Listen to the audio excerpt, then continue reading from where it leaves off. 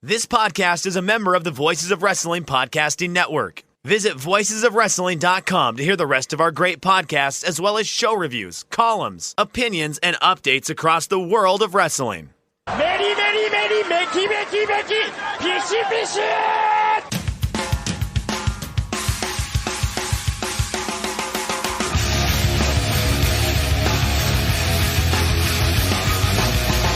You are listening to the Voices of Wrestling podcast with your hosts, Joe Lanza. X out and go listen to some boring podcast where they're afraid of their own shadow. Okay? Don't listen to Joe Lanza, because Joe Lanza's not changing. And Rich Craich. I like him. Who delivers this guy in a big spot? Joe, don't yell at me. I like him. In the big spot, who delivers better than this guy? Stop yelling at me. I agree. Welcome once again to the Voices of Wrestling Flagship podcast. I'm Rich Craich, alongside, as always, very good family man and a man who has achieved godlike status, Mr. Joe Lanza. Joe, what's happening? McClunky. Yeah, that's your new little. Well, so you did that in the Wednesday roundup, and I admit I do not know what the reference is there, or what language you're speaking of either. So, Not a Star Wars guy, huh? Oh, I am a Star Wars guy. Is that from what part of? Oh well, we've got breaking news here for Craich. You're aware of the Disney Plus? Craich? I am. Yeah, I do not have the Disney Plus, but I am aware of it. So yeah, they had a big security breach with this already. Jesus, that's not good. That's a bad start. Did you see that? I didn't. That's an ominous start. All the initial subscribers were having their credit card information sold Perfect. on the dark web. I guess that was a good thing I waited then. So yeah, that has nothing to do with McClunky. It was we've talked about this scene before, Han Solo and Greedo, right? Yes, Who shot first. Yeah. Well, they've changed that scene again. Oh God, really? Yeah. What is it now? Like, just delete it. At this point, just delete the scene. Like, what could they possibly have changed now? Well, right before Greedo shoots, he goes McClunky, and nobody knows why. What? I'm not making that up. You can look that up. I swear to God. Why would he say that? Nobody knows. Interesting. What a bizarre. Are there theories out there about it now, or have people done like deep dives and like dug into the language of this particular species or whatever to see if that's possibly like what the hell? It's so weird. They just added an additional piece of shit talking dialogue from Greedo. That shit has changed like 5 times at this point now, right? Because I remember, honestly, my first experiences of Star Wars were the re-releases they did in the 90s, where they put them back into theaters or whatever, and that's really where I first, I mean, I had probably seen, a few of them prior, but that's my buddies and I really went and saw every single one in theaters and really consumed. And like, I remember at the time, like not knowing that scene had been changed and going back and, many years later finding out that scene had been changed. And then I think they changed it again when they released it on DVD. And then again, another time later down the line when they released it on Blu-ray. And I cannot even fathom that they said, you know what we got to do? We got to change the scene again, guys. And then add very bizarre dialogue. That is, that's impressive. There's some dork explanation of why Lucas did it. I don't remember though. I just think it's funny. So, because I'm not any kind of like deep Star Wars nerd. It was a big meme last week. That's the only reason I know. So I'm surprised you didn't come across it. I'm getting increasingly older as the days go on, Joe. So I think things are passing me by. And the Disney Plus thing, like I have no real interest in getting it either. Like I know people are like, I had buddies who are like, oh man, like the Avengers movies are all on there, and I'm like, I don't really care. I've never seen any of them. Whatever. Like people are amazed at the lack of movies that I see, and I have to explain to them like, because they're like, well, how, you never saw any of the Avengers, and I'm like, no, I watched like a lot of wrestling. Like, yes, I don't have time for movies because I'm like too busy watching, fucking Noah, the Noah the Reborn or whatever, Noah the Best, or whatever the hell the show is called, or I'm watching like, random ass old Tokyo Dome shows or whatever. So I'm like, nah, I haven't seen any of the Avengers movies. So, and like, I wasn't a big Disney guy even growing up. Even as a kid, I didn't really like Disney all that much, and I didn't have any older brothers, and I didn't have any siblings or whatever, so it was just me, and so I kind of controlled whatever I watched, and I essentially just watched, like, college basketball as a kid, like I never watched, like, fucking Lady and the Tramp, or, like, Lion King I saw and I enjoyed, or whatever, Aladdin I saw and I enjoyed, I guess, but for the most part, like, Disney does nothing for me, so yeah, this idea of getting all of Disney's content, at once doesn't really, doesn't have much for me going, but obviously I see the value for someone like yourself, so. I don't have it.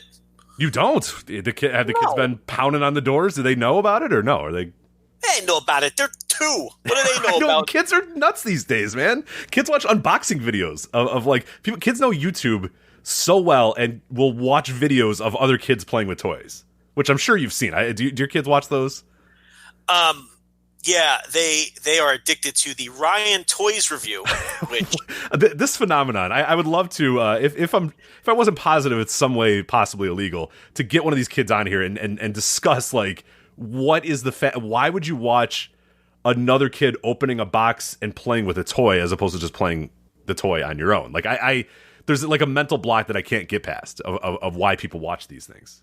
Well, anyone listening who has kids of a certain age knows exactly what I'm talking about with the Ryan Toys review. This is the most annoying family. I won't put this on for them anymore if I'm going to be in the room. I can't stand these people, so I can't take it. But currently, because you see what the kids do, Rich, is when they get fixated on something, that's all they watch for about a month.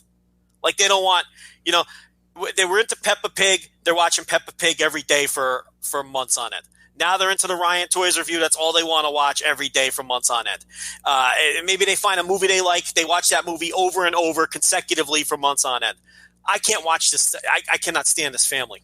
They are the most obnoxious, annoying people. But it appeals to children, you see? So they're like millionaires off of this. It's really incredible.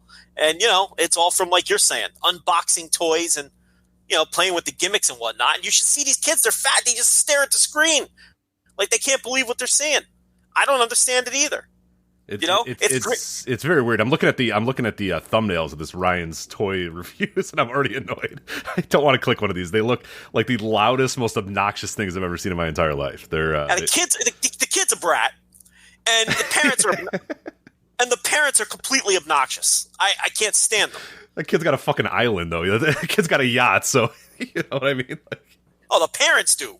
Yeah, I cannot wait till like in 20 years to find out the stories of like these children that were like forced into these things or whatever. Very similar to like what we had with the child actors or whatever, your Macaulay Culkins and those sort of things, where these parents are just like obviously just stealing all the money or whatever. And in 20 years, this kid's gonna be like addicted to crack, talking about how his parents stole all his money or whatever. I can't wait. It'll be good times for everybody. But I guess Ryan won't have a good time, but I will.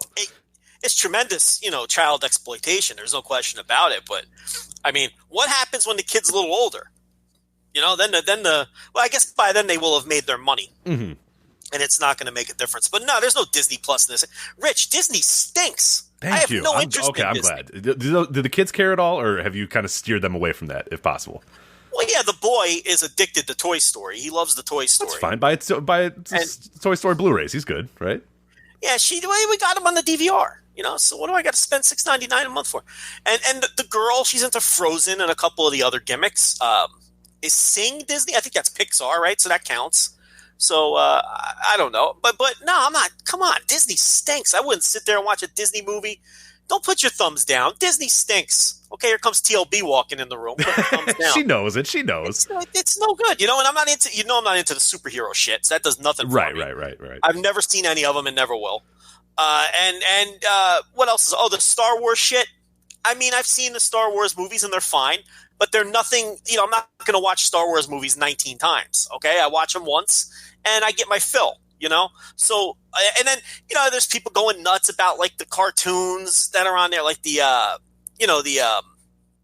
shit like DuckTales and fucking Darkwing Duck and the Gargoyles are on there and no interest X-Men, at all. the old X-Men stuff. I have interest for like 7 minutes and then I watch them and I'm like, oh yeah, they're like they're made for like 10-year-olds. Like I liked them as a kid, but as a 32-year-old, Saturday morning X-Men isn't really going to quite work for me anymore. But hey, that's fine.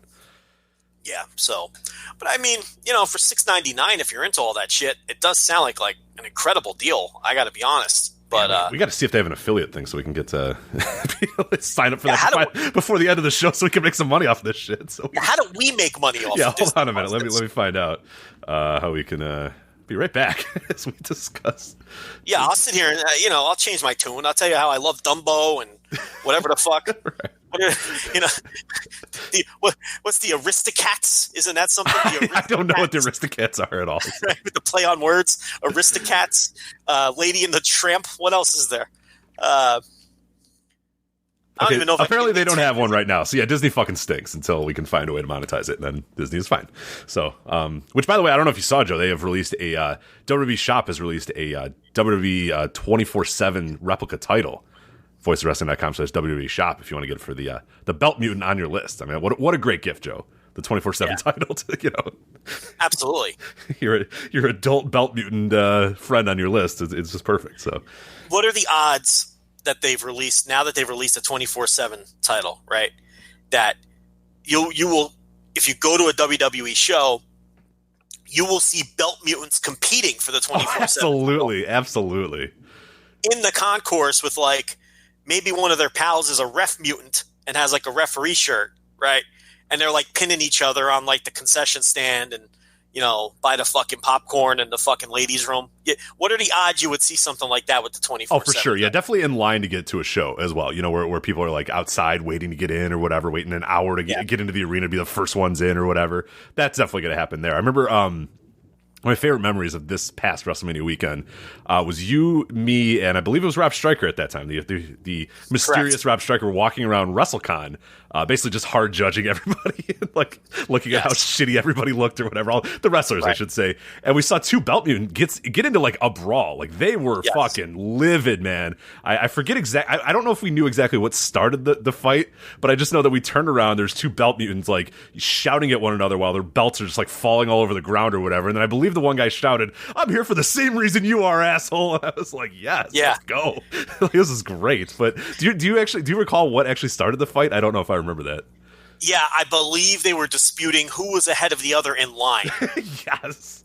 Which, by the way, they were one after another. So like, it wasn't like this guy wasn't going to get his autograph like 4 minutes after this guy was going to get his autograph. But I do. Okay, so that's incredible. Yeah, but these were next level belt mutants. These guys had belt cases. Remember? Yeah, they had like roll on luggage cases. Like this one guy had legitimately like had to be like $15,000 worth. And these were like, I heard him hit the ground. Like these weren't your shitty like plastic replica belts or whatever. Like these were like real deal replica belts, like leather and real like plating or whatever. You heard him hit the ground and they were loud. And that's how we turned over, because we heard all the the belts hit the ground and we turned around like, what the fuck is going on there? And it was quite the scene to see the belt mutants fighting with one another. So yeah, they nearly got into it. And then if you remember, oh man, you might not have been, but after we walked out, were you there when we ran into Mantar? No, fuck. No, I missed Mantar. Okay. What? So I got a great Mantar story. So we left there, me and Stryker left, and I guess we parted ways or whatever with you. I thought you were there, but I guess not, because you definitely would have remembered this. Here's what happened. I left thinking you were behind me, and then you weren't, and then I lost you. And then I met up with like Joe Gagney and Andrew Rich, I believe, and a bunch of other people that were there. And I'm like, hey, where the hell? They're like, where's Joe? And I was like, well, he's right behind me. I don't know what the hell happened to him. And then you emerged like 20 minutes later out of the WrestleCon area. So this must have been what took up that 20 minutes. Yeah. So Mantar is coming down the hallway. Of course. Right. Right. And we're coming the opposite way. And there's like some kid in front of us. I say kid, probably, early 20s or whatever. And he's got like some 8x10s in his hand. And the kid goes, hey, Mantar. Right. And he happened to have a Mantar 8x10. Right? So he goes, will you sign this for me? And the kid had the 8x10 and the Sharpie, right? He was fully prepared. And did he have the Mantar 8x10 at the ready? Yes, which was what? like, man, you don't have to put at the top of this pile Mantar. Hopefully, did he see him from like a distance and go for him, or was it a complete accident that he just so happened to have the Mantar 8x10 on the top of his pile? Well, when you see Mantar coming, you know it's Mantar. Okay, that's number one. First of all, this man is a Nebraska Wrestling Hall of Famer, number one. Okay, this past weekend, right? This past weekend, he became a Hall of Famer, right? No, sir. He was the first inductee to the Nebraska Wrestling Hall of Fame. This weekend, he inducted his brother, PN News, into the Nebraska Hall of Fame. Right. Okay, so how dare you? I don't think I ever knew that they were brothers. I think that today is the first day I knew that. Wow. Well, today you learned. TIL. Okay, so Mantar's coming the opposite direction. Now, it's not like this kid... It's not like all he had was a Mantar 8x10. This is WrestleMania weekend, and it's the WrestleCon Hotel, so he's got like hundreds of 8x10s. I don't want to make it sound like it was that total happenstance. So he's shuffling through his 8x10s. He had like a little case, and he goes, "Hey man, will you sign this?" And Mantar goes, "Yeah, for $20, right?" And the kid goes, that's a steep amount for Mantar. I remember this is like a hallway encounter, right? Right. So the kid's like, you know what? I'll pass. Right? So the kid like starts putting his shit like back in the case and just starts walking away like he didn't like the price, right? So Mantar's standing there looking all sad as the kid's walking away, and he's like, and he like cuffs his hand over his mouth. He's like, "Well, how about 15?" Right? And the kid is still walking, and then he goes, "All right, I'll do it for 10." And then the kid stops in his tracks, turns around, and goes, "You got a deal." And they shook hands. Incredible. We watched all of this go down, What a and then negotiator. he went back. Yeah. A savvy negotiator, this kid, right? He played hardball and he won. So he goes back in his case and he gets the 8x10. And then, Mantar signs off on it, and he handed him a crisp. Who's on the 10? Hamilton? Is that correct? I think so. Yeah, I don't know. I don't even know who's on the 10.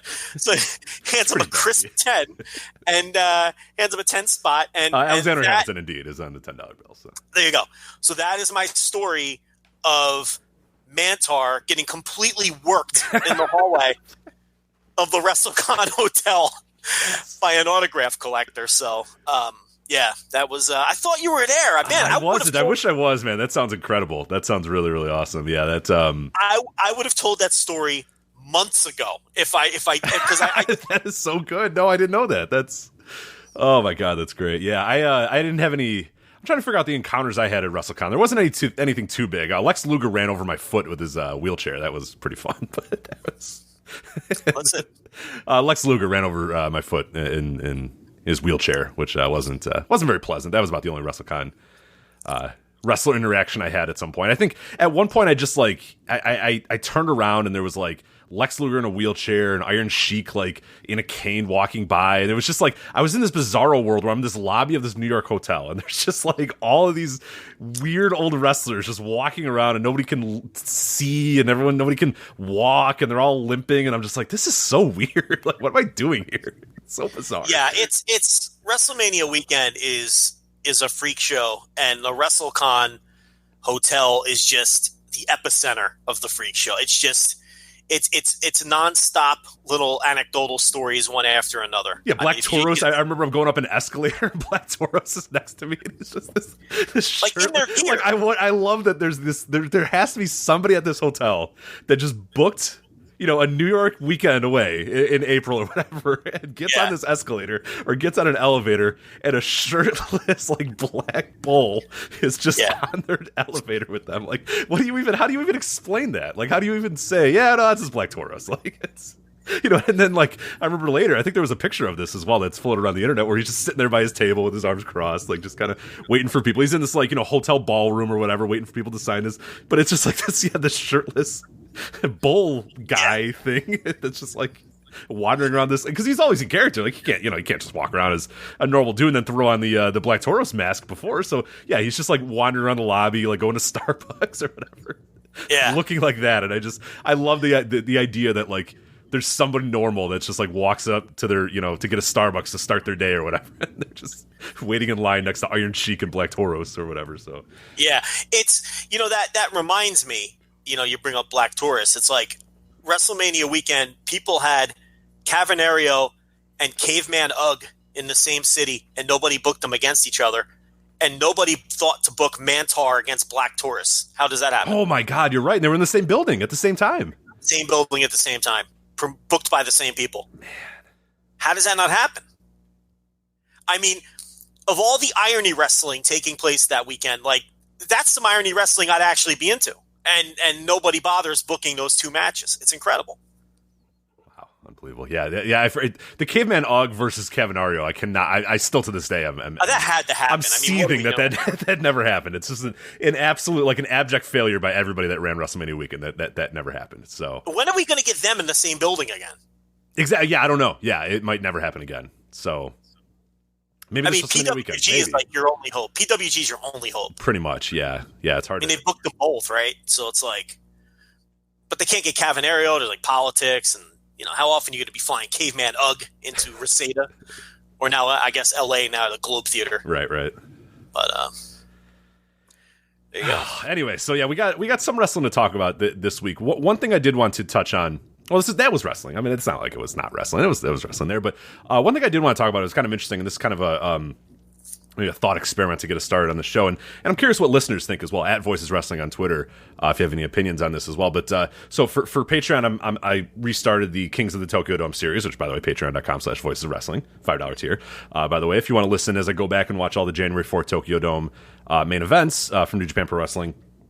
And I'm working my way through, and I did it the prior year. Myself and Andrew Rich did it, and we got all the way up to 2010, and then it just was like, oh man, all these matches are going to be like 50 minutes long and 40 minutes long or whatever. We're up against the deadline, so I kicked it back off this year and started with 2011, which was an incredible match. I used your review of it as well, the Kojima versus Tanahashi match, which I regard too as like a one that I believe you told me, like, watch this match, and if you don't like this match, then you don't have to like listen to me bitch on and on about Japanese wrestling ever again. Like, if you don't like this, you're not going to like Japanese wrestling or whatever. You're not going to like New Japan Pro Wrestling. And I remember watching that and that being a big reason why this site even exists on any level, was that Kojima Tanahashi match, which still fucking rocks too. It's an incredible match. I went 5 stars with it. But what was interesting too is then I went back and I watched the 2012, and that episode just dropped there, and that's Tanahashi versus Suzuki, which the match itself is very, very good. Like, it's a pretty famous match. It's a very fun match. But what really grabbed me was not necessarily the match itself, but after the match, you have Okada come out, make the challenge, and this is Okada in his terrible haircut and his terrible clothes. He just looks like an absolute geek. The fans are chanting, "Go away, go away!" Like, they just fucking hate him. He looks like a geek. He's got no confidence whatsoever. Flash forward to a month after that, and Okada comes out. He's got a little bit of a different haircut. He's got the purple in his hair. He's got a little bit more confidence. And he beats Tanahashi, and he wins the IWGP Heavyweight title, breaks Tanahashi's insanely long reign at, like, I think 12 defenses or 11 defenses or whatever. And I got to thinking, and it goes also with what was going on this week with CM Punk returning to WWE, which we're going to talk about here in a little bit, and some other stuff that had kind of popped up over this last week. And obviously with the 2010s about to wrap up, and we're getting our way, making our way to 2020 and whatnot, and there's people doing end of decade lists and all that sort of stuff. I got to thinking, and I'm not sure if I have an exact answer, but I think I kind of do. But I was trying to think, what is the moment that you think, or the moment or the event or whatever, that symbolizes this decade the best? That was the most important moment of this decade, because I really, as watching this Okada thing, and I went back and I watched the Okada Tanahashi match, and the next episode of the Kings of the Tokyo Dome is going to be their first Tokyo Dome match here in a little bit, and I got to thinking how important that moment was, that all-time ballsy booking moment by Gato and New Japan, to just say, you know what? The guy looks like a geek. Everybody fucking hates him. He's not ready. He just had a horrible match against Yoshihashi, but fuck it. He's going to challenge Tanahashi, and he's going to win the title. And how that sort of, in not necessarily 100% because of that moment, but how that helped kind of kickstart the next decade for New Japan. And we've seen them grow exponentially over the last year, grow to new heights that they've grown. There's also the CM Punk thing, CM Punk Money in the Bank, which we talked about, wasn't that big of a moment. But to me, what was a huge moment, I mean, it was a big moment to some people in the bubble, but to me, the big moment was his walkout. And I remember us talking about that, like, wall to wall, when that happened as well, and how, like, holy crap, this is just a huge moment. A few weeks ago, you talked about Daniel Bryan's retirement, how big that felt at the time too. Obviously, AEW, we're talking about Dynamite every single week here. That being formed. Is there any moment, event, thing in your mind that sticks out as like the defining or the biggest moment of this decade in wrestling? Wow. There's been a lot, and that's kind of what I noticed as well. I was like, man, I don't know that I have a definite answer right away. Yeah, you didn't. Man, you didn't tell me we were going to do this segment, because I think you wanted to kind of catch me off guard. Yeah, I wanted to see what came to your mind immediately. If I said, Joe, define the 2010s in wrestling. Like, what's the one moment, the one thing, the one video, the one event, whatever you want to say, the one match, whatever, that to you most symbolizes this decade, the most important thing in this decade? Okay, so I think whenever you talk about something like this, you do need the benefit of hindsight, because something like All In, I think I definitely have to put up there. Just the event itself, not any particular moment from the event, but just everything about All In may wind up being, one of the most significant events in wrestling history. Or they could be out of business in a year and a half, and its significance drops exponentially. So then, you mentioned Tanahashi being confronted by Okada in the 2012, following the 2012 Wrestle Kingdom main event.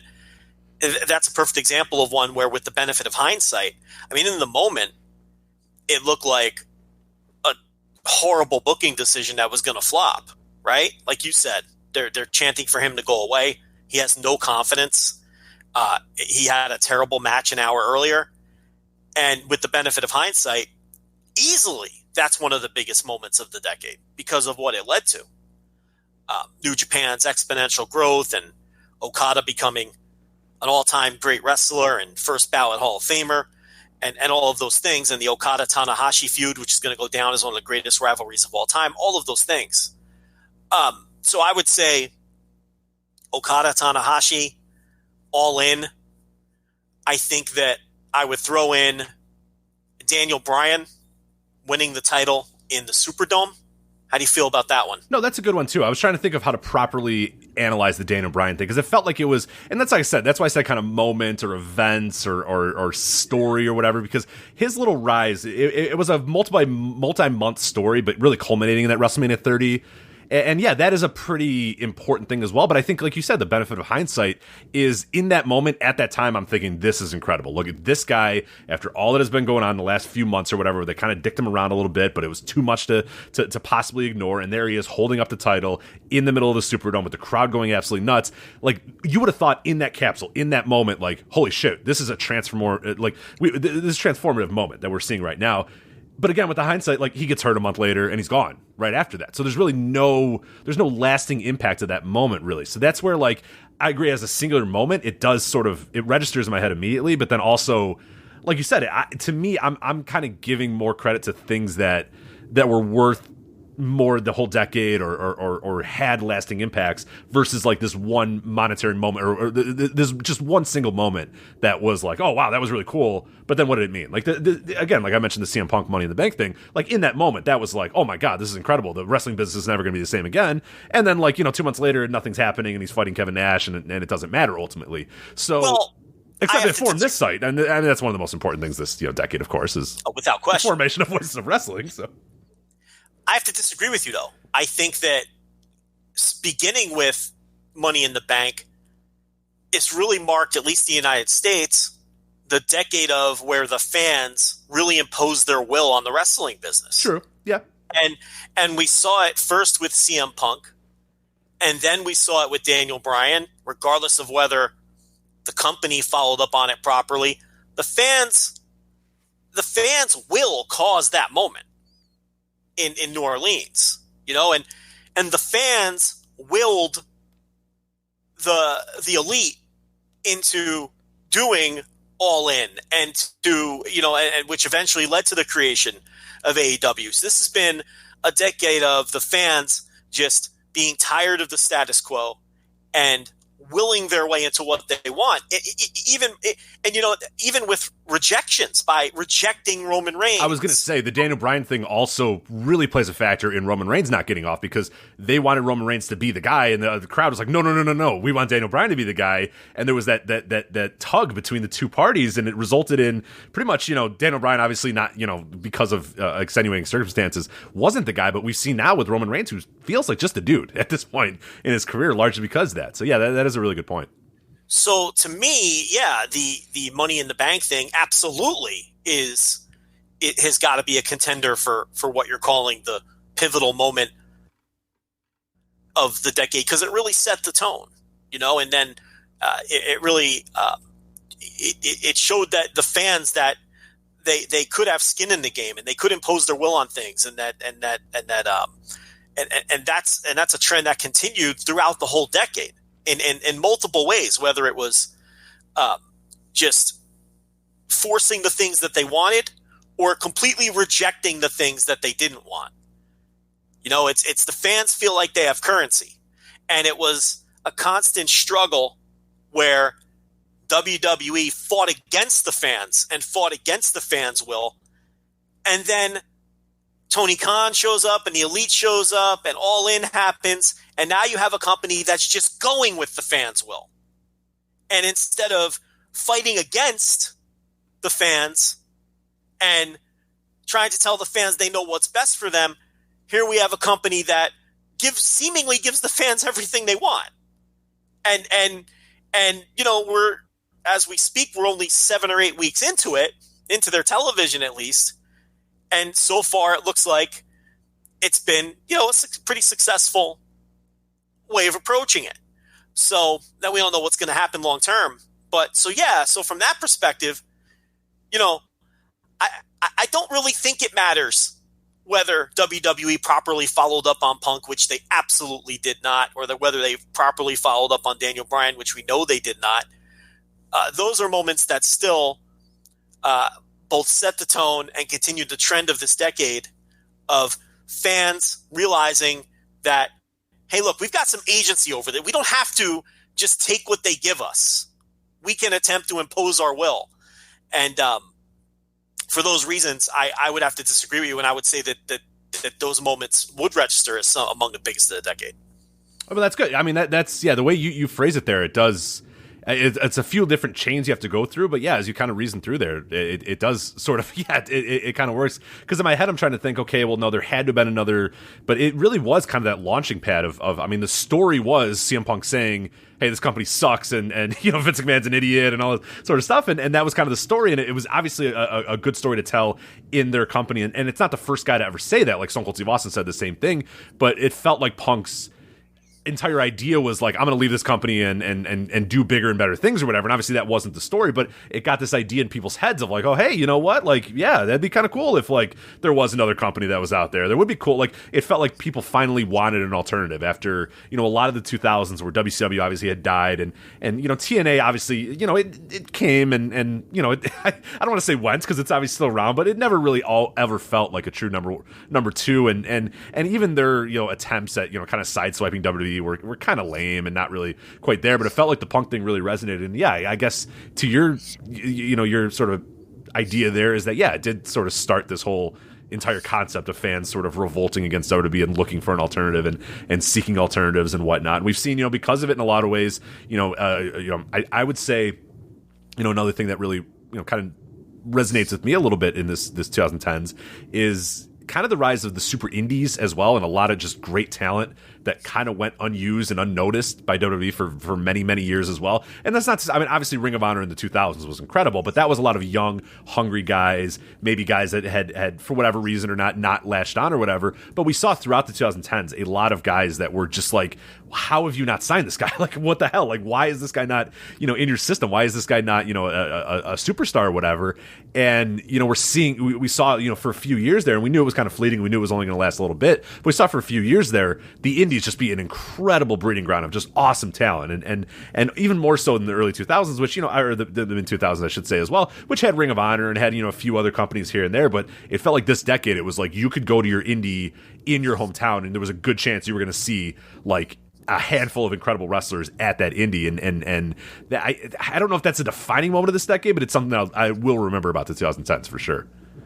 Yeah, the rise of the super indie. Yeah, I've got two, and I'll give you the first one.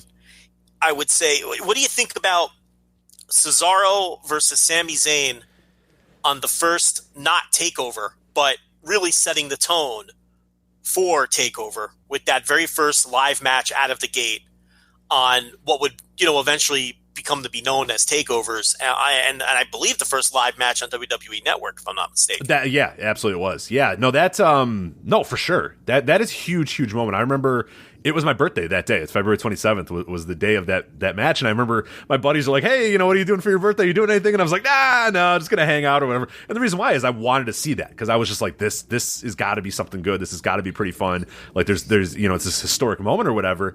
And it didn't disappoint. Like you said, it jumped off the page. And if you haven't seen that match in a while, it still holds up. That's definitely one.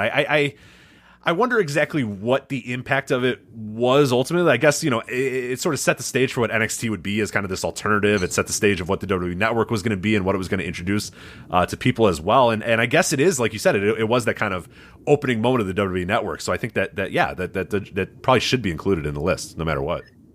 And the other one I would say, and this is a good example of one with the benefit of hindsight, which really led to a million different dominoes falling and where we are today.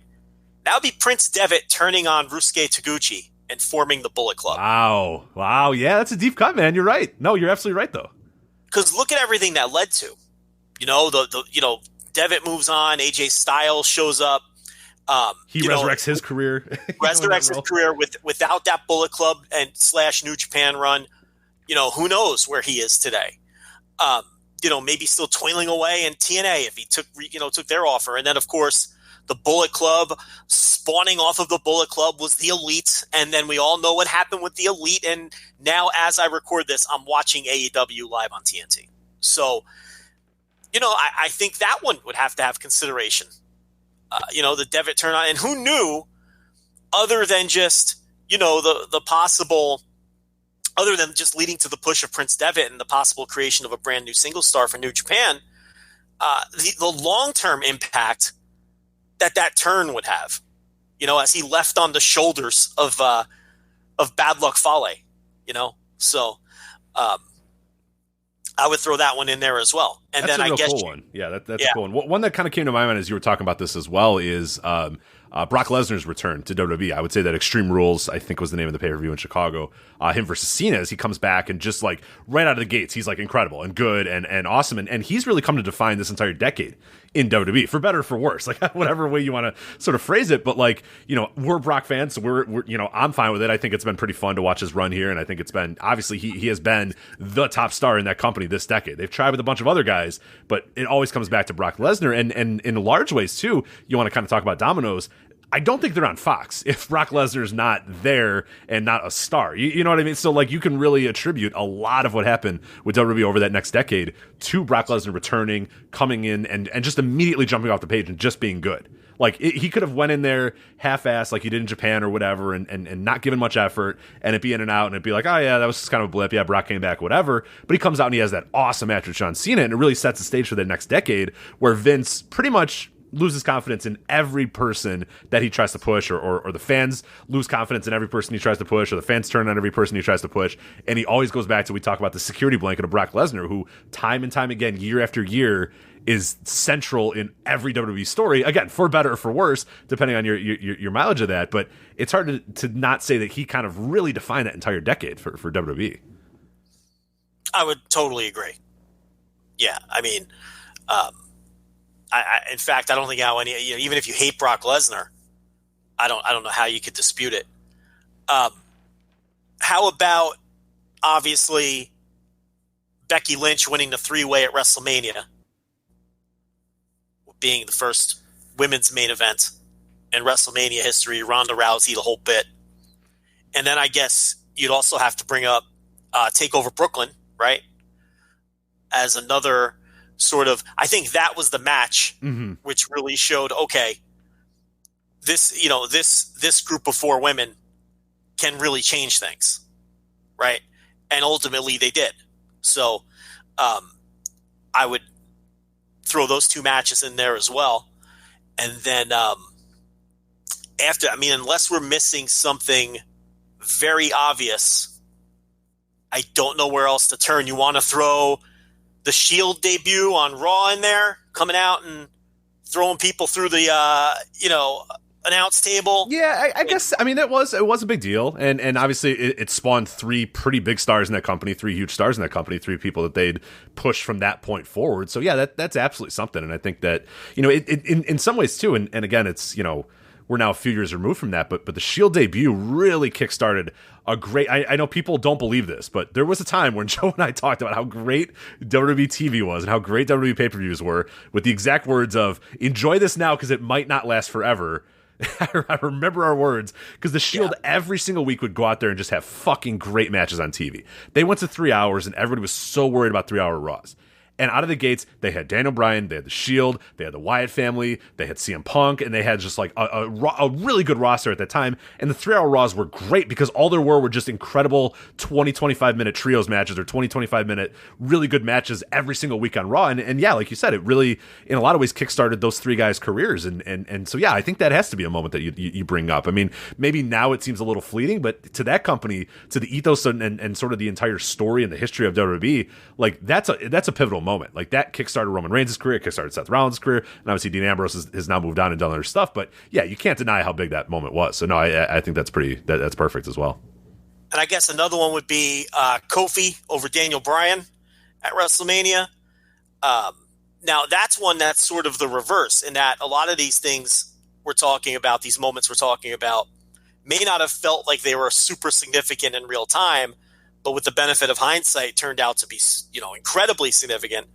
This is sort of the reverse. This is one that everyone recognized was an incredible moment in real time, but then it didn't have the lasting impact of some of these other moments because the ensuing title reign was kind of a dud.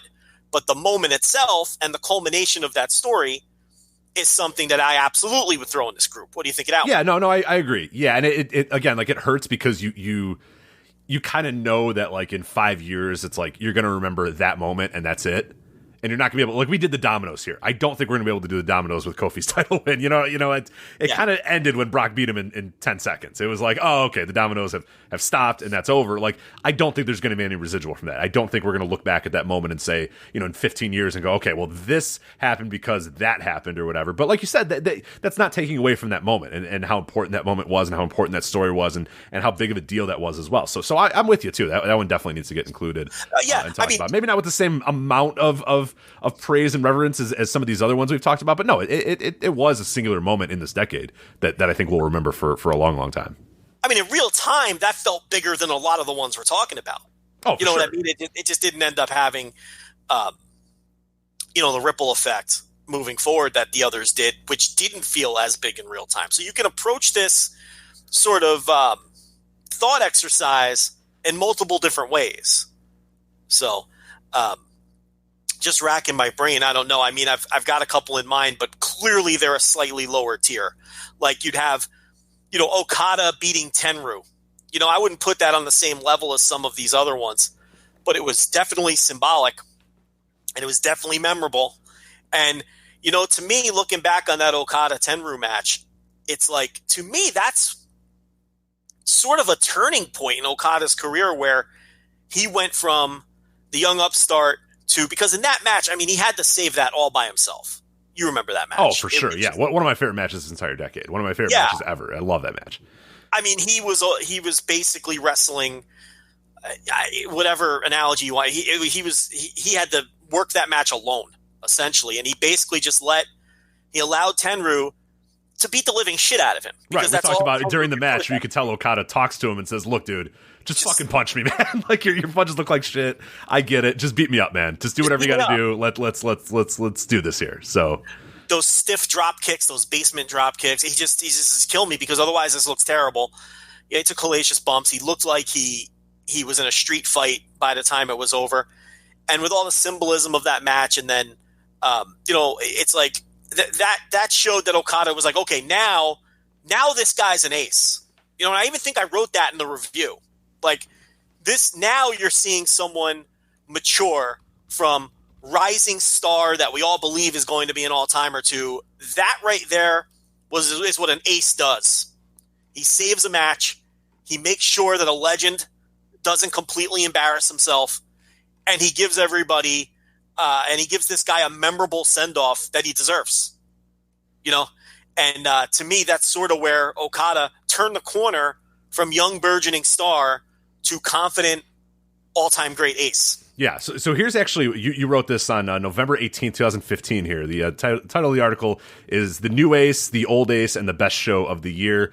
You said, quote, Okada handled himself with poise. He saved the match when it was on the verge of falling apart, and he set Tenryu out on a high note. The official coronation is a few months away, but on this night, more than any other night, Okada truly became the ace. And the old ace, with nothing left but charisma and guts, was gracious enough to allow it to happen and smart enough to know how good it would make him look. No heel authority figures, no whining about booking minutia, no overanalyzation of work rate. It was beautiful. It was symbolic. It was everything we love about wrestling. Two aces doing the honors for each other, the old ace and the new ace.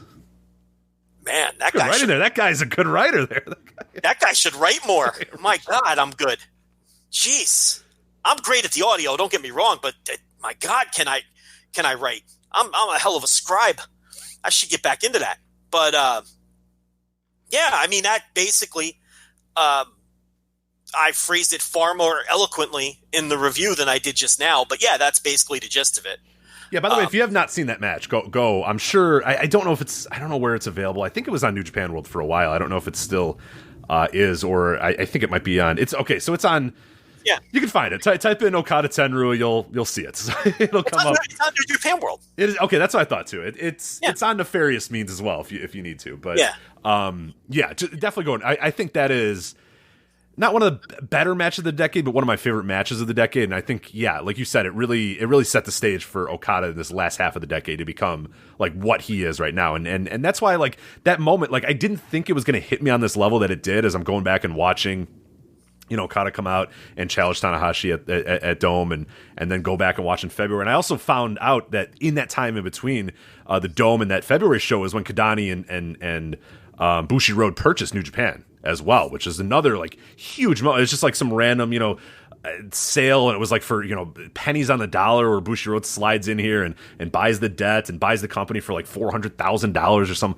insanely low figure or whatever, with this idea of like, we're gonna we'll see what happens, and Kadani's got some big ideas or whatever, but what does he know, or what does he know about promoting wrestling and all that sort of stuff, and what we see now, what's sort of happened with New Japan and the rise of that company in the the sphere of pro wrestling is huge. I mean, we talk about closing out the decade now with them starting out in 2020, like operating a subsidiary in the United States is just it's pretty nuts. But I didn't expect that moment to hit me on that level and really make me think, holy shit, like what an unbelievable moment, and what a defining moment of this generation that like you said, the Kofi thing, you knew at the time, okay, this is important, this is symbolic, this is whatever. That is just like some geek in terrible gear coming out and challenging Tanahashi to the crowd booing him, and you would never know that, what this is going to do is create like a new boom period in Japanese wrestling and create one of the best stars and one of the biggest stars and one of the best rivalries, in wrestling history.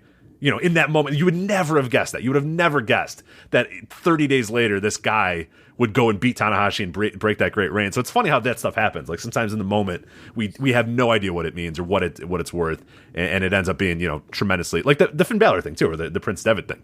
I think people thought, oh cool, he turned heel. Like that's all it was. It was never, nobody would ever think that a American company would compete on the level of WWE or near the level of WWE based off Prince Devitt turning on Ryusuke Taguchi, in 2012 or whatever. Like, you would have never guessed that. And it's so funny how those dominoes can kind of work their way and fall certain ways. So, and I believe he executed that turn, if I'm not mistaken, on the Invasion Attack show, which had the Okada Tanahashi arm match.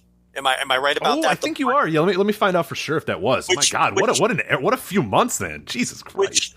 Which that show took place on the same WrestleMania weekend as the infamous Elgin Davey Richard match at Showdown in the Sun.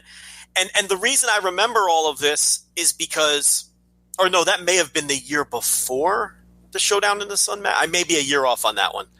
But I remember watching that Invasion Attack in a hotel room on a business trip, where I also attempted to watch the rest of WrestleMania weekend as well on sketchy hotel internet. So there was a year between those. So the Invasion Attack thing was 2013. Was the Prince Devitt where he turned on it, and that did have the Okada Tanahashi match, the best of their entire series.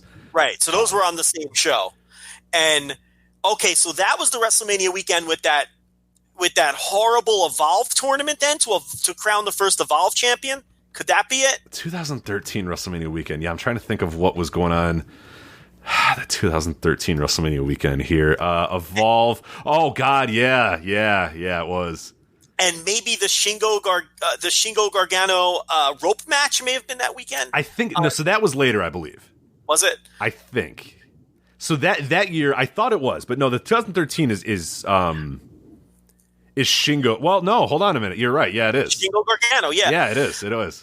Yeah, and because the next year Gargano was already a heel and he lost that title to Ricochet, and that's the infamous show that I drove to where I assure you, ma'am, the cat is a trained professional. Right, that was the Masato Tanaka show, right? That one? Correct. Yeah. Hiro Tanaka. Yeah, that was 2014 in New Orleans on the Tulane campus.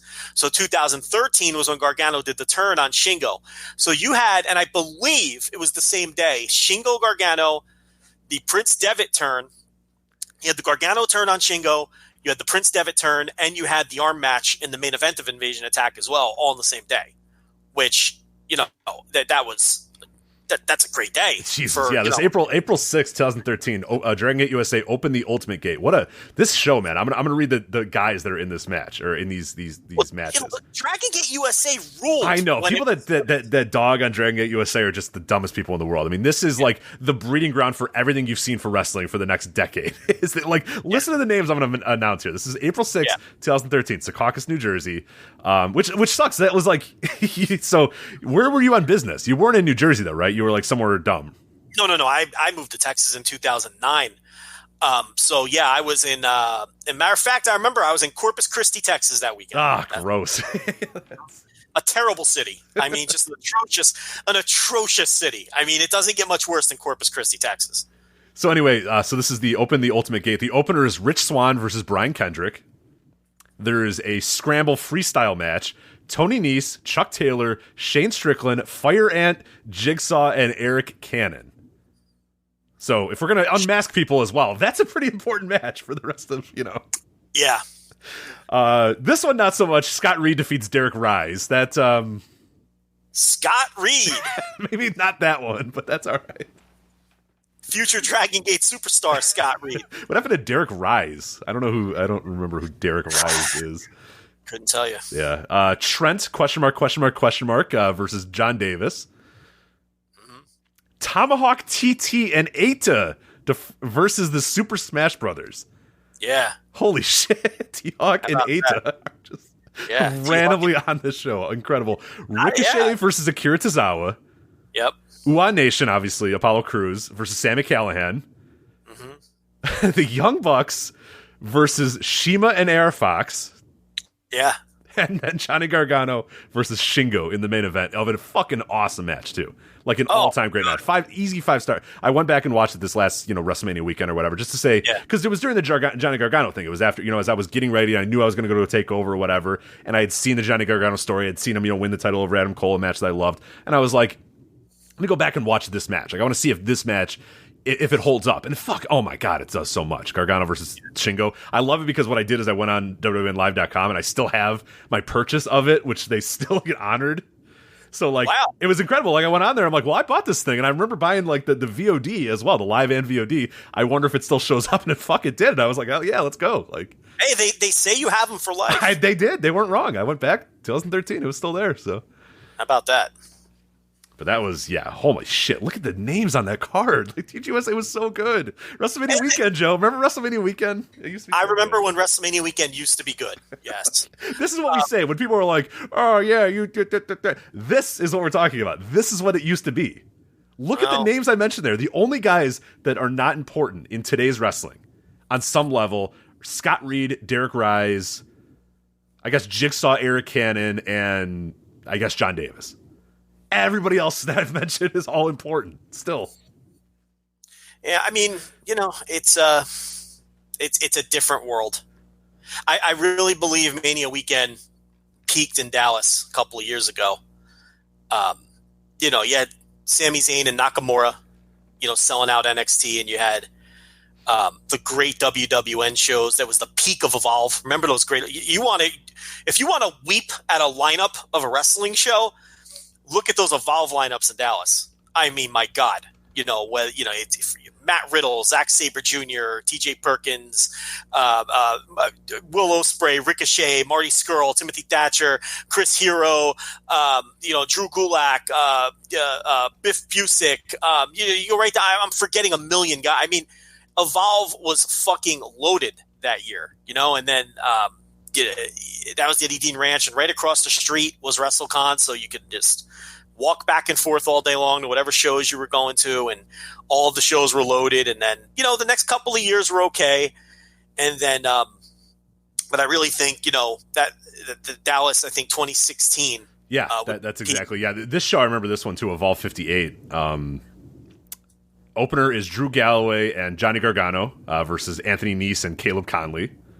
Yes. Which felt very weird at the time, and obviously we knew that because the reason why is old Drew was going to get in a car and drive off into the distance and go away for a little while, because that's why he was in the opener there, but pretty fun there. But anyway, yeah, awesome stuff. Oh, they were also accompanied by Kota Ibushi. He just came out with Callaway and Johnny Gargano. Yeah, I forgot Kota Ibushi was there that weekend. Right, yeah, because he's doing flips off the fucking, facade at the Eddie Dean's Ranch or whatever.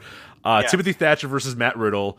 Marty Scurll versus Fred Yehai, Sami Callihan versus Ethan Page, TJ Perkins versus Ricochet, Zack Sabre Jr. versus Will Ospreay, another match I remember giving 5 stars as well, one that you absolutely have to go out of your way and see if you've never seen this before. Maybe the best live match I've ever seen. Oh, just incredible. It's only 16 minutes, which I can't believe. I thought that match was like double that amount of time. It's fucking spectacular. And then Drew Gulak and Tracy Williams versus Chris Hero and Tommy End. Mm-hmm. Yeah, I forgot about Tommy End. Yeah, right. And at some point on that weekend, they had the great 6-man tag with Ibushi, and on one of the other cards that weekend, they had the Will Ospreay versus Ricochet match. Before New Japan did it. Oh, right, yeah. Which is I was front row for that one as well, and another tremendous. I mean, that nothing is going to top, that WrestleMania weekend, top to bottom, with what was good. That to me, that was the. I was so close to going to that weekend too. I was so close to going. I forget what happened. I don't know what, because like Michelle was working the entire weekend as well. I could have gone. Something happened, and I was like, nah, forget it. And then when the weekend was over, I was just like, fuck. Like I felt like such an idiot, and I wanted to rectify it as quickly as I could. And obviously, it took me a few years to do it, but. Yeah, I remember that weekend. Like, I knew I could go. I think I remember my buddy who really, really wanted to go. He really wanted to go to WrestleMania. We had like looked at plane tickets. We were ready to buy it, and he backed out last minute. And I just decided, no, whatever. I'll just watch the shows at home or whatever. And I regret it to this day, still. So. Yeah, and across the street, WrestleCon booked Rey Mysterio Jr. that weekend. They had a Will Ospreay Marty Scurll match in the the midst of their long rivalry, where Scurll kept finding new and creative ways to beat him. So they had I believe it was a Progress World Title match on that show, if I'm not mistaken, on the WrestleCon show. So all weekend on both sides of the street, it was just utterly ridiculous. But we've definitely drifted off the topic here, but to bring it full circle, I mean, you brought up that you watched that Tanahashi Satoshi Kojima match from what was that, 2011, January 4th, 2011. Yeah, and I mean, that was, I wouldn't necessarily put it on the level of some of these other moments or matches or things that we've brought up, but that was really a turning point match for New Japan as well. It was really representative, and I wrote this in one of my reviews for this match. It's really representative of a turning point for the company. It was really Satoshi Kojima's last stand as a main eventer. That would be his last significant main event match of his career. And I know he had a title shot against Okada a year later or whatever, but that was on a smaller show. But this was the last stand for Satoshi Kojima, worldwide top guy, so to speak. You know what I mean? And he also represented the previous generation in that match. And Tanahashi had been IWGP champion before, but that win over Kojima set off his record-breaking reign, and really the trademark reign of Hiroshi Tanahashi with the IWGP title. And it was the final transition from those third-gen guys to Tanahashi. Yeah, and the other thing, too, is that reign ended with Okada, too, which made that much more poignant. Yes. Is that Okada didn't just beat a guy in the midst of, whatever. He beat Tanahashi after that reign. And as we know, that was all the long-term plan. Tanahashi gets the long, record-breaking run, and Okada, the young boy, goes away. But when he comes back, this is the guy we're going to hitch our wagon to, and we're counting on Tanahashi to get him over. And we're going to tell a long, multi-year story with these two guys, and we're going to establish Tanahashi firmly as the man, and then it's going to be his job to get this new guy over as the new star that carries us for the next decade. And it all worked out. And that's why when I get my Hall of Fame ballot, Gato is one of the easiest names I check off. It is a masterful plan that worked out to perfection. And the Tanahashi Kojima match, it's very symbolic in its own right. Again, in hindsight, especially. Mm-hmm. It wasn't like a new era didn't begin with that match, but it set the stage, I think, in a lot of ways. There's like a weird in-between era that begins with Tanahashi there. And it sets the stage for what then would become the whole new era of New Japan. But I'd buy too if you want to say that was the beginning of that new era, because like you said, and I talk about it in the review as well, patreon.com/Voices of Wrestling, of course, is that like, you know, Kojima, and you said it as well in the written expert that I talked about as well, is that Kojima represented kind of that old era, the old strong style, and he wrestles that way as well in this match. Like this is Kojima. All he does is lariats and kicks and like he is straight just strong style in this match, and Tanahashi is very much what we come to know for the next, you know, decade of New Japan style. He's going for the big shots, the kickouts, the high fly flows, the big impact moves or whatever, and Kojima just gets up and tries to take his head off of the lariat or tries to chop him or wear him down or whatever. And that's like it's kind of funny to see, and it does kind of represent, okay, Tanahashi beats him and finally puts that entire era behind him, finally puts that strong style, you know, whatever you want to say about the last 10 years or whatever that era was of New Japan, puts it away in that match and sort of moves on and becomes the new, you know, the real charge of the company. Even though, yeah, he had multiple Tokyo Dome main events at that point and multiple title reigns, but this was like the career defining one. This was this is the reign where you are no doubt the top guy in this company. Yeah. And this was not, you know, smiling Bread Club Kojima that you've become familiar with. Oh, fuck no. God, no. This was ass kicker, strongest arm Kojima that I fell in love with during the previous decade and became one of my favorite wrestlers of all time. You know, with the great run that he had in All Japan and then returning to New Japan.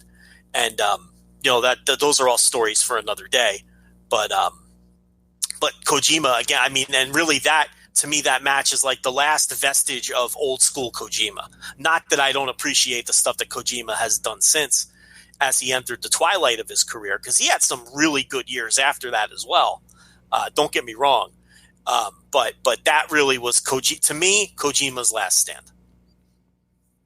All right, so that was fun. I enjoyed the little exercise. Let us know as well. You can either go to the Voice of Wrestling Discord, voiceswrestling.com/Discord, or at Voices Wrestling on Twitter. Let us know if we missed any moments that you think are you know, decade-defining, era-defining moments that we may miss from this decade or whatnot that come up and really, you know. Yeah, I think we got most of them, but I'm sure there's one or two that we missed or whatever that people are going to bring up. But I'm sure we're going to get a lot of real shitty ones too that people are going to give us that are going to be very wrong. But that's all right. We like those too. So how about Progress 13 and Devitt showing up? And you're not wrong. That's a huge that kickstarted that entire. You know, that's a great poll. I'm glad you brought that one up because that's one that I'm sure people are going to bring up. That was a lot of people, myself included, our entry into the entire European wrestling scene, and that scene, I mean. Had there not been, you know, some things that occurred in the last year or two or so, that scene was on its way to becoming like huge, and it was huge for its time, and obviously it completely changed how WWE does business and how a lot of companies do business. So, no, absolutely got to bring that one up for sure. Yeah, I think that one too. What was cool is it really ushered in a new era of kind of distribution as well of pro wrestling, because that I remember being like the first match that like a company was like, look, here's this great match, and we're just going to put it on YouTube, so just go consume it. And it's bizarre in that way. Yeah, here's our biggest and most marketable thing that could potentially make us the most money, but we're going to give it away for free, and it ended up being a brilliant idea. You know, so from that perspective, what I would like to hear from the listeners is an area that we're not real strong in. I want to hear the lucha moments of the decade, because I've been trying to think of one, and I honestly can't come up with one. It's not our lane, obviously, but if anyone has some examples from the world of lucha during the last decade, I'd be interested in hearing those. Yeah, I'm curious. There's probably some other, you know, ones at different regions or whatnot. People can tell us ones that really stand out. But yeah, it's good stuff. It's a good, decent thought experiment. I'm not trying to like come up with a definitive answer, but it was, I don't know why. I just got real like retrospective for a little while. I was watching that match, being like, man, this is pretty interesting. Yeah. How one little thing, one little moment can kind of spawn all these different things, and yeah, it's a fun little exercise to have. So yeah, at Voices Wrestling on Twitter, or the Voice Wrestling Discord, voicewrestling.com/Discord as well, if you want to let us know about any moments or matches or events or stories or whatever that really you think define this decade in wrestling. But we got a lot to talk about with current wrestling, 2019 wrestling, things that are coming on this weekend. But before we do that, Joe, we do want to let people know about our sponsor this week. It is the return of Manscaped, Joe. Manscaped is back sponsoring the Voice of Wrestling Flagship podcast, and man, do we want to talk about our balls. I'm always willing to talk about my balls. When am I not willing to talk about my balls? That's true. You got big, so we got some intel. We kind of previewed this a little bit last week, but we said we weren't going to go all the way with it. We wanted to kind of tease it a little teasers, what they call in the radio bit. But what we did is we talked about that you, me, and the TLB kind of talked about your balls for about 20 minutes or so before we recorded last week's show. And we got some great intel about that. I'm going to let you tell the story there because I don't want to put words in anyone's mouths or whatever. But this was interesting stuff that we heard that Manscaped is helping you, Joe. It is helping you in a big, big way because the TLB is noticing something these days. You wouldn't even believe it. As we're doing this ad, TLB walks down the stairs wearing a Manscaped t-shirt. Unbelievable. Yeah, I gave Michelle my Manscaped t-shirt too. That is a shoot. I swear to God. Come over here, sit down. Come here. Come over here and sit down. Uh-oh. Right here. Sit right here. She could have walked in any time in the last hour. She chose this minute to walk in. Unbelievable. Slide over, honey. There you go. Now listen. We talked about this last week, but it was off the air. We're doing the actual ad read as we speak. Now, previous to Manscaped, I had tremendous balls. Isn't that right? Go ahead. Yes. I mean, honestly, right? I mean, this is a shoot now. Tremendous balls. Absolutely. Now, since Manscaped, you have commented that my balls just smell tremendous. Isn't that right? That is true. It is true. Yes. So, although I've been more like, you're like, here, smell my balls. Right. I'm like, yeah. I get down there and I smell them. Right. So they smell tremendous. There you go. I mean, that is a testimonial. Like, there's nothing we can say. Like, well, you and I we can talk about. We're of course going to say, oh, they're sponsoring us. We're going to say, oh, this is good. All the equipment's right there. That is a testimonial right there about the balls. Yeah, there you go. That is straight from the source. And for all the men listening out there, your wives as well will tell you that your balls are tremendous if you use these Manscaped products. One thing that she noticed, and she mentioned this last week, did she just storm out of the room there? Is that the door that I heard? No, she's still here. Okay. So this is an interesting tidbit that she mentioned last week that I don't know if she remembers, and you can relay this to her. I don't know if she can hear or whatever, but she mentioned that like previous to Manscaped, like, and she mentioned this in past relationships and all this sort of stuff, is that like you don't really notice the balls unless they're really, really bad or really, really good.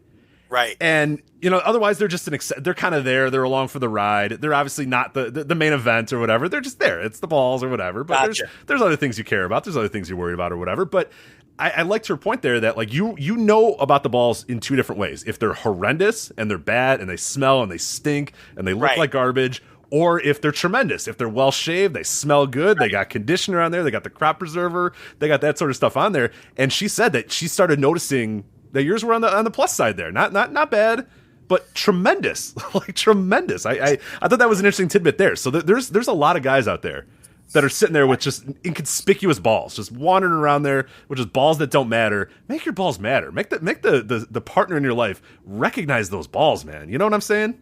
Make your balls matter. Absolutely. What Rich was bringing up was the anecdote from last week where you said, hey, listen, most of the time as women, unless your balls are absolutely horrendous, we don't even notice your balls. It's just an extra thing that we don't. But with the Manscaped, you notice the balls. They look good. They smell good. Absolutely, right? Of course. Of course. See, of course. Of course. And let this be known. Do not neglect your balls. Do not neglect your balls. And why is it important not to neglect your balls?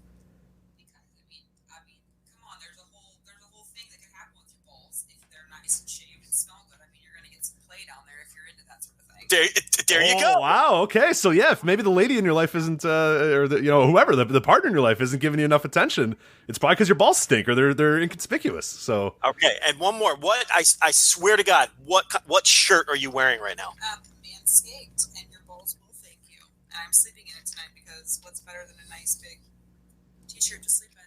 So, perfect. Yes. Thank you very much. Yes. You're free to go. TLB, incredible. Nicely done. You can't pay for that. I mean, that's that's perfect. Yeah, I mean, they are paying. They are paying. I mean, they are, but that's they are. But that's still. I mean, that's genuine. There. That's that you've said the TLB has never wanted to come onto the show, never wanted to talk, never. No. She was free and ready to talk about the balls there. That's testimonial more than anything. Yeah, very shy around the microphone, but somehow I got her to talk about my balls. That's incredible. Good stuff there. But yeah, I like the Manscaped t-shirt they gave us. I like how she said a nice big shirt, because that's why I gave it to Michelle too, because they sent me like a medium, and I was like, okay, no, that's not going to work. And I gave it to Michelle, and she just sleeps in it. That's her new sleep shirt. So thank you, Manscaped. So that's right. So, anyway, Joe, tell us about Manscaped a little bit more. So here's the deal, okay? You get 20% off and free shipping with the code VOW. You got to go to manscaped.com. That's 20% off with the free shipping at manscaped.com if you use code VOW. Join the other dudes helping themselves, okay, with Manscaped with this special offer, and it's just for our listeners. And like TLB said, listen, you got it straight from the source. Ladies like well-groomed balls. So you guys listening out there, get 20% off and free shipping, manscaped.com. That's right. Manscaped is offering our listeners 20% off and free shipping. To get yours, you go to manscaped.com, use promo VOW. Again, manscaped.com, promo VOW, get you 20% off and free shipping. That's manscaped.com, promo code VOW.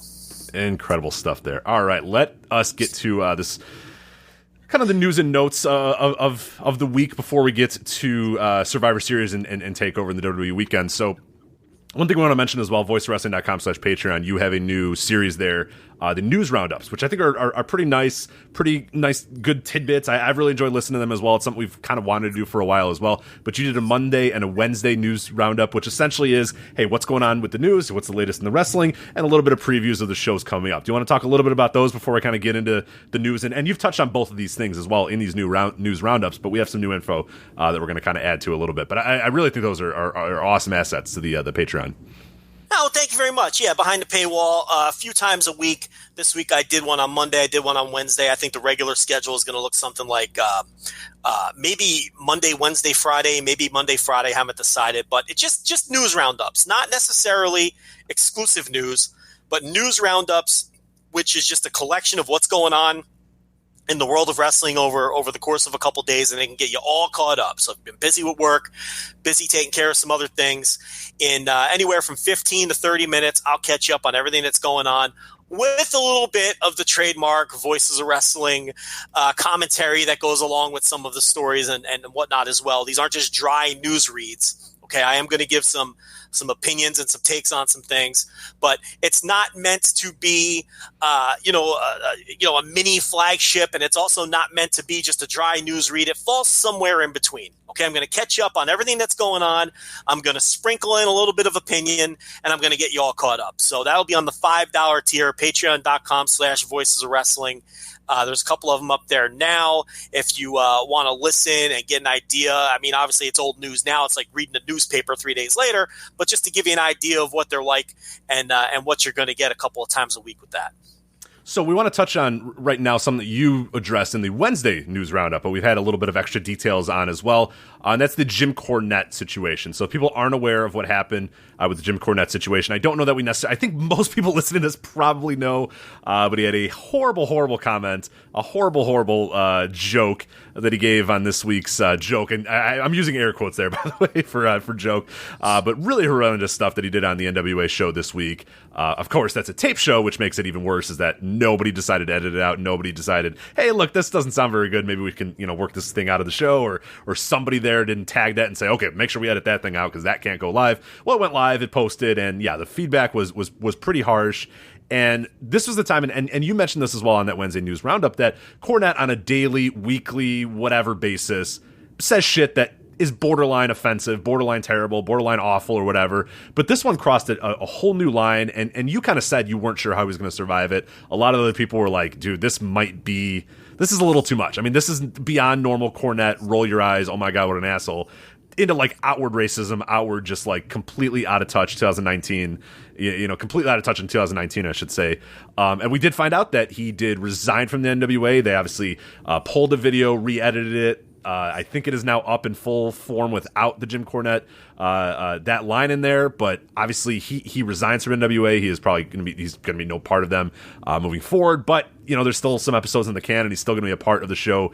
For the next this particular season or whatever, this is the rest of the season. So, what do you make of now this update of Jim Cornette now officially being done with NWA as a result of everything that happened with this terrible joke?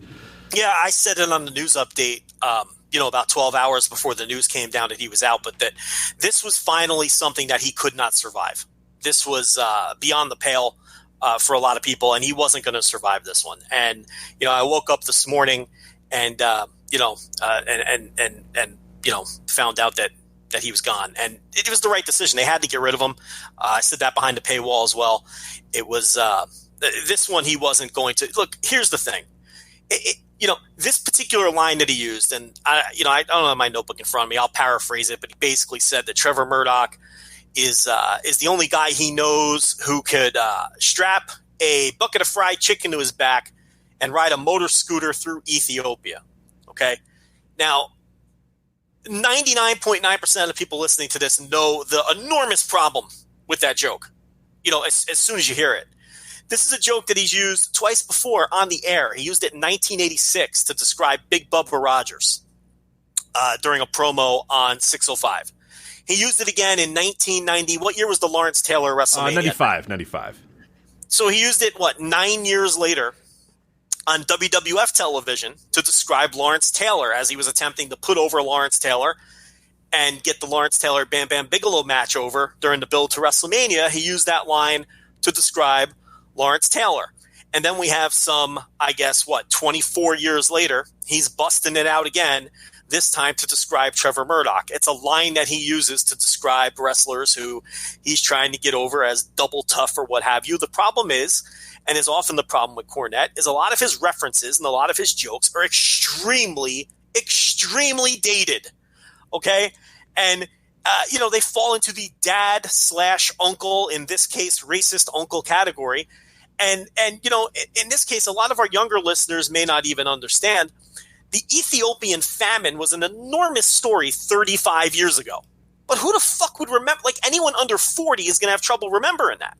Okay, we're talking about a famine that took place almost 4 decades ago. And during the 80s, okay, Ethiopian jokes were like a thing. It was a hacky joke that every fucking open micer did in comedy clubs. They'd have an Ethiopia bit, because and there was the whole USA for Africa thing, and what was the what was the song? We Are the World, and if people remember We Are the World, that was all because of the Ethiopian famine. I mean, it was a huge thing in the 80s, and Cornette's references are still stuck in the 80s. He first used this bit in 1986 at the height of the famine. And the height of all of this, okay?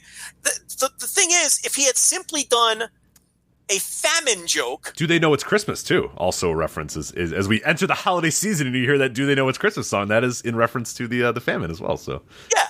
So it's like if he had simply done a famine joke, especially a famine that took place 4 decades ago, probably would have survived this. You would have had your ultra wokes and your super wokes who would have said, you can't make light of a famine, fire Jim Cornette, right? But reasonable-minded people would just roll their eyes and say, it's a stupid, dated joke, who gives a shit? Right, especially stupid, too, because Ethiopia, I believe, is the largest economy in Africa, or the largest economy in East Africa, so it's like... That's how dated the joke is. It's so dated that Ethiopia has turned it around and now become like an economic superpower in East Africa, so yeah, it's that's how horribly dated it is. And Richard, this is why you haven't heard an Ethiopia joke in 30 fucking years, because they don't make sense anymore. Okay? And it's like, if it had just been that, it wouldn't even rank as one of the 10 worst things that Jim Cornette has said this year, making a famine joke for a famine that took place 40 years ago. The problem, obviously, was using fried chicken in reference to in conjunction with an African nation. And the obvious connotations and stereotypes that go along with that. Okay? If Jim Cornette had said that Trevor Murdoch was riding through Ethiopia with a pizza strapped to his back, he'd have a job today. Right, a pork chop, he'd probably have a job. He wouldn't have a job next week when he said something else stupid, because this was going to happen either way with Jim Cornette eventually. Okay, they already were forced to release statements on Cornette a couple of weeks ago and say that he was on the last straw. Okay, but the fact of the matter is, Jim Cornette, and he likes to call everybody else stupid. I saw his statement today where he said, this is another product of stupidity. Be sure to listen to me and the great Brian Last. And, he wants to pop a number on his podcast later this week as he's going to tell all of us how stupid we are for not understanding that this was a famine joke. Here's the thing, Jim. We understand it was a famine joke. We also understand that it was a fried chicken joke. And that's the problem here. Okay? You're too stupid to understand that you can't make fried chicken cracks in relation to African people. And if you can't understand why, then not only do you not deserve to work for the NWA, and you never deserve to work in wrestling again. It is so beyond the pale and over the top. And he calls everyone else stupid, but how dumb is he to think that people aren't he had 33 years to change the food item on the wrestler's back to something non-offensive. And he could have gotten away with this dopey dad joke, which isn't even funny to begin with. Yeah, it's a stupid joke, too. And like you said, all you have to do is find a not racially insensitive food item that you can attribute to a nation of people. Like, he had a lot of choices here. As you said, pizza, pork chops, whatever. Yeah, like any meatloaf, anything. Something. Yeah, like make up a fucking food item. Pumpkin pie, fucking, whatever. Chicken cordon bleu. Turkey. It's Thanksgiving. Turkey. Yeah. I mean, for God's sake, how does he not see the connection between fried chicken and an African country? How does he not see that? And he's calling other people stupid? Is this guy for real?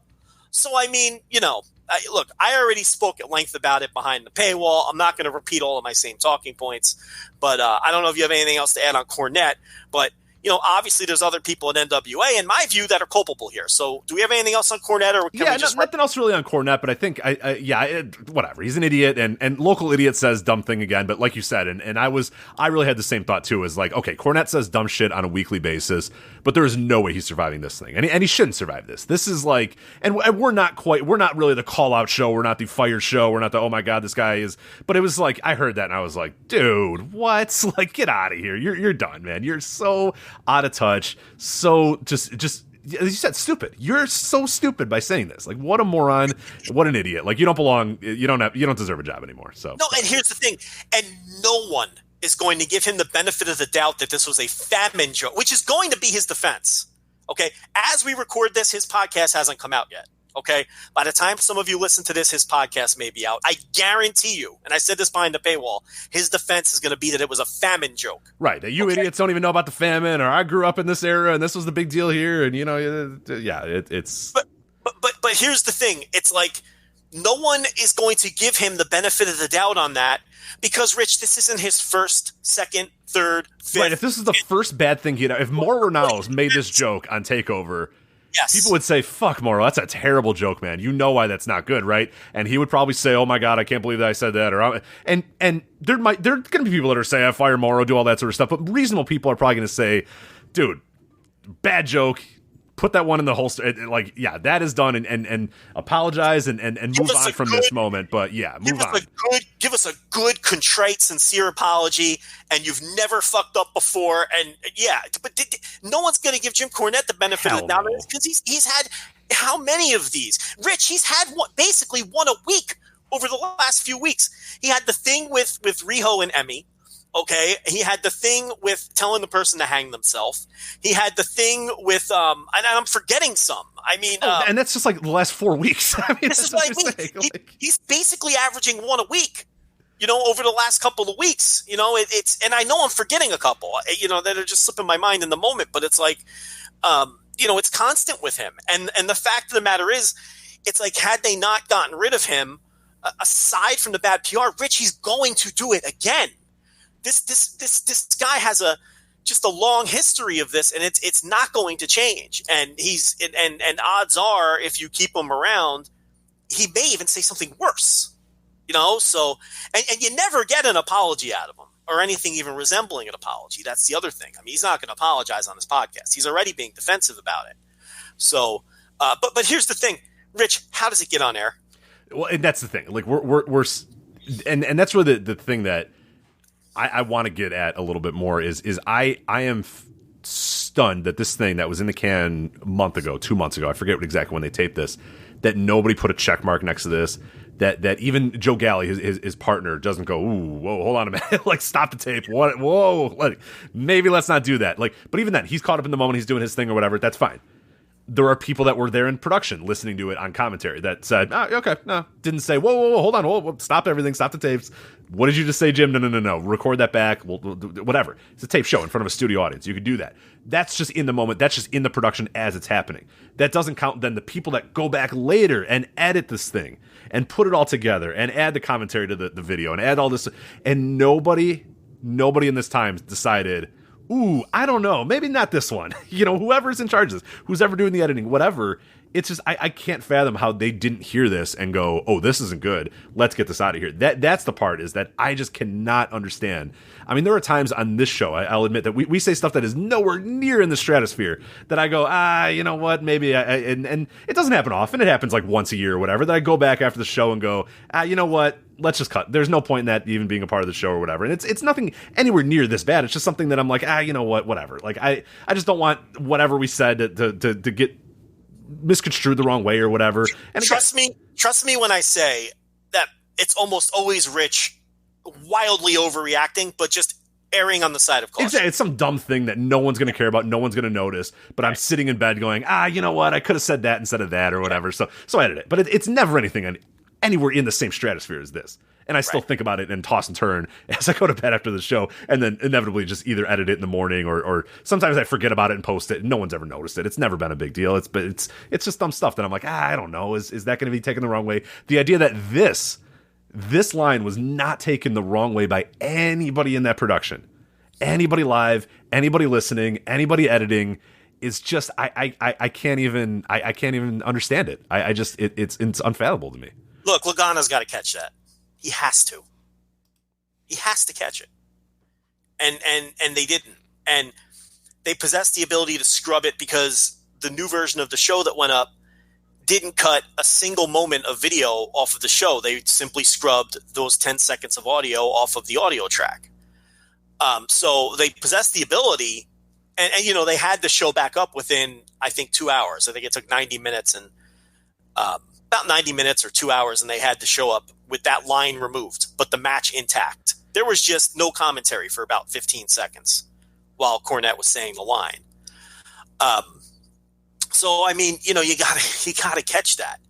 And, with Cornette gone, it's like, I don't know what they do with the stuff they have in the can. It's do you just air them as is with Cornette? You can't just scrub him and have Joe Galley talking to himself. Do you reshoot all of the commentary with Joe?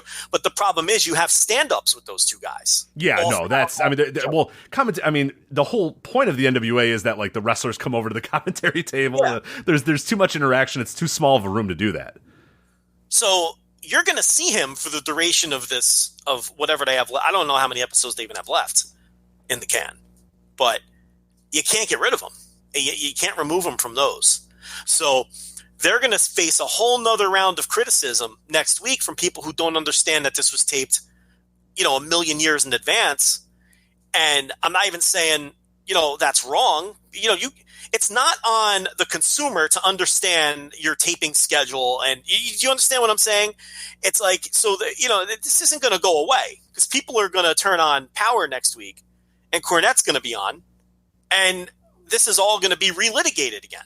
I thought you fired this guy. I thought he was gone, blah, blah, blah. You know what I mean? And right, yeah, people aren't going to understand how the show is structured and think, oh my God, they brought Jim Cornette back. And it's like, no, they didn't. This is why you just be smart and take this line out before, because now, you got to eat shit for the next few weeks here and try to figure out what the hell to do. Yeah, this is going to be, boy.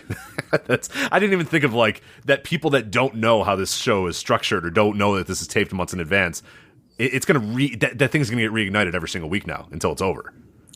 Yeah, and to make matters worse, less than 24 hours earlier, you've got Lagana quote tweeting a very questionable tweet thread from God Saad. I don't know if I'm pronouncing his name right, but he's one of these, intellectual dark web philosopher types who, at best it was a very questionable series of tweets, and at worst it was flat out white supremacy. So, Lagana quote tweeted that and sort of endorsed it with a series of emojis, and he quickly deleted it. Okay, so we talk about benefit of the doubt. Maybe he didn't initially understand the tweets at first, or misread them, or maybe he just figured, the message here is questionable. People might take me the wrong way. Whatever the case may be, he quickly deleted his quote tweet. But then 24 hours later, he's got his wrestling commentator out there making a racist joke, which he was responsible for editing, which makes this all the more messier. So they've got a giant mess on their hands here.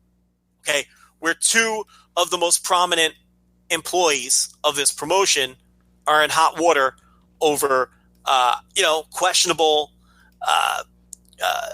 behavior or whatnot over the course of 2 days. And the person who is in charge of putting out the Cornette fire was in trouble himself 24 hours earlier. Yeah, it's been a bad few days for those guys. And the worst part about this too, and well, not the worst part about it, but a part that just annoys me too, and we talk about it on a weekly basis too, with whether it's off the air or on Twitter or whatnot, is that Cornette, if he wasn't just such a fucking idiot, would be such a tremendous asset to wrestling. Because he's a really good commentator and he's got a great mind, but he's just the dumbest fucking human being. He's just an idiot. He's just a giant for someone who moron. Calls everybody else stupid. He completely lacks. He's so tone deaf, and he lacks self-awareness. And I don't know what the deal is there, because he is clearly an intelligent man, but it seems that he lacks common sense. He's totally tone deaf. Maybe he's just got enough money to where he truly doesn't give a fuck what anybody thinks about anything, and it is just rotted his brain, and he doesn't fucking care. But if that were the case, wouldn't he come out on his podcast and just say, hey, look, I told a racist joke and that's okay? But he's not going to do that. He's going to frame it as everybody misunderstanding him. So I don't even think it's that. I don't know what his deal is. Yeah, I'm not sure either. It's what half I know, though, like Rich. shock jockey. I think there's a lot of that aspect of his, saying things. But then I also think he just says stuff and doesn't really think about it as well. I don't know. I can't even fathom getting in the mind of a Jim Cornette. So here's the bottom line. Jim Cornette at this point is not worth the trouble. No, that's the bottom line. No. He's not worth the trouble, and he's unemployable. That's the bottom line now. So I don't expect to see him back with MLW. I don't know if he was ever going to go back to MLW anyway, before any of this. He's obviously done with the NWA. And where else is there to turn? AEW will never use him. And he's never going back to the WWE. He's done. He's done in pro wrestling. So people who have wanted that, you've got it now. Okay? But here's the thing. Now it's on you to avoid him. Don't listen to his podcast and don't cast a spotlight on him if you're sick of him. Put your money where your mouth is now. Right. Because, Rich, when his podcast hits this week, all of these people who are happy that Cornette's gone and are sick of hearing about Cornette are going to be tweeting about his podcast. You know it. Okay, and I get it. This week it's newsworthy. And yeah, look, I'm going to listen. I want to hear what he has to say. Okay? But after that, if you don't want Cornette to exist, look, everyone else has finally given up on him. Now, if you don't want to hear from this guy or you don't want him to be part of the discourse anymore, you can control that now, because his only outlet is his podcast, and you are in total control of whether you consume that or not. And you are in total control of whether you discuss that with people or not, even if you do consume it. So now there's like no more excuses. You've successfully eliminated this guy from wrestling. He's finally gone. And you can make sure it stays that way by simply ignoring it. And that's something you've been preaching for years. Just ignore the guy. But it's a little harder when he's out there doing commentary on a show you like. For sure. Right. That was the tricky part. But now that part's eliminated. Yeah, people can't help themselves. I mean, and that comes with a lot of guys. There's, your Brad Shepherds of the world and your whoever's of the world. Like everybody, they love the idea of dunking on this guy or calling him stupid. That's exactly what they want. It's the old Skip Bayless thing. By everybody saying how stupid Skip Bayless was, he basically parlayed that into becoming one of the biggest, personalities in sports media, because every single week he said something dumb, or every single day he said something dumb, and a bunch of people said, oh my God, listen to what Skip Bayless said. He's so dumb. And everybody would watch the show to watch Skip Bayless say something dumb, and then Skip Bayless ended up becoming one of the most powerful guys in sports media. It's the same. Shock jocks all have been doing this for years and years as well. Stephen A. Smith in sports media as well, is another guy who just says shit and people go, oh my God, can you believe he said this shit? He's so wrong. He's so stupid. But like all you're doing is inflating their worth, inflating the reach or whatever. And this happens every single week with Cornette. Is we have Cornette This Is Podcast, a bunch of news sites say, hey, Cornette said this stuff, and a bunch of people say, oh my God, I can't believe Jim Cornette said this week on his show or whatever, or they quote-tweet a Jim Cornette thing and go, Jim, you're so wrong, you're such an idiot, you don't know anything about wrestling. And it goes down to the wrestlers too. It goes to your Joey Ryans, your Young Bucks, and all these guys of like, oh, Jim, you're so out of touch, you're so stupid or whatever. Just fucking ignore the guy. Just don't quote-tweet him. Don't talk about his podcast. You don't have to listen to him. You don't have to click on his tweets. You don't have to follow him. You can block him. You can not listen to the podcast. You can not click the articles and talk about him. If you don't want to deal with Jim Cornette, you don't have to. But people just can't resist the argument, the dunk, the whatever, and just be smarter about this, because all you're doing is inflating these guys' worth. And now you've created a monster in Jim Cornette who every single week, and if you go to his YouTube page, he knows it. He knows goddamn well what drives money to his podcast, because every single week there's a snippet of the dumbest shit that Jim Cornette said this week on his podcast is there ready for you on a YouTube video every single week, and they know ahead of time what the dumb shit that everyone's going to get nuts about too, because it's coordinated. You know what I mean? Like, I'm sure, I don't know if they say, hey, Jim, say this before the show, but I think Brian or whoever, or Jim himself go, oh, wow, yeah, that's going to get people all riled up. Cool. And the second that podcast drops, go to his YouTube page, and there's a perfect, easily to consume snippet of the dumbest shit that he said this week ready for you. And go to those videos, Joe. They have thousands upon thousands upon thousands of views, and he's probably making a lot of money off those as well. Just stop. You don't have to do that.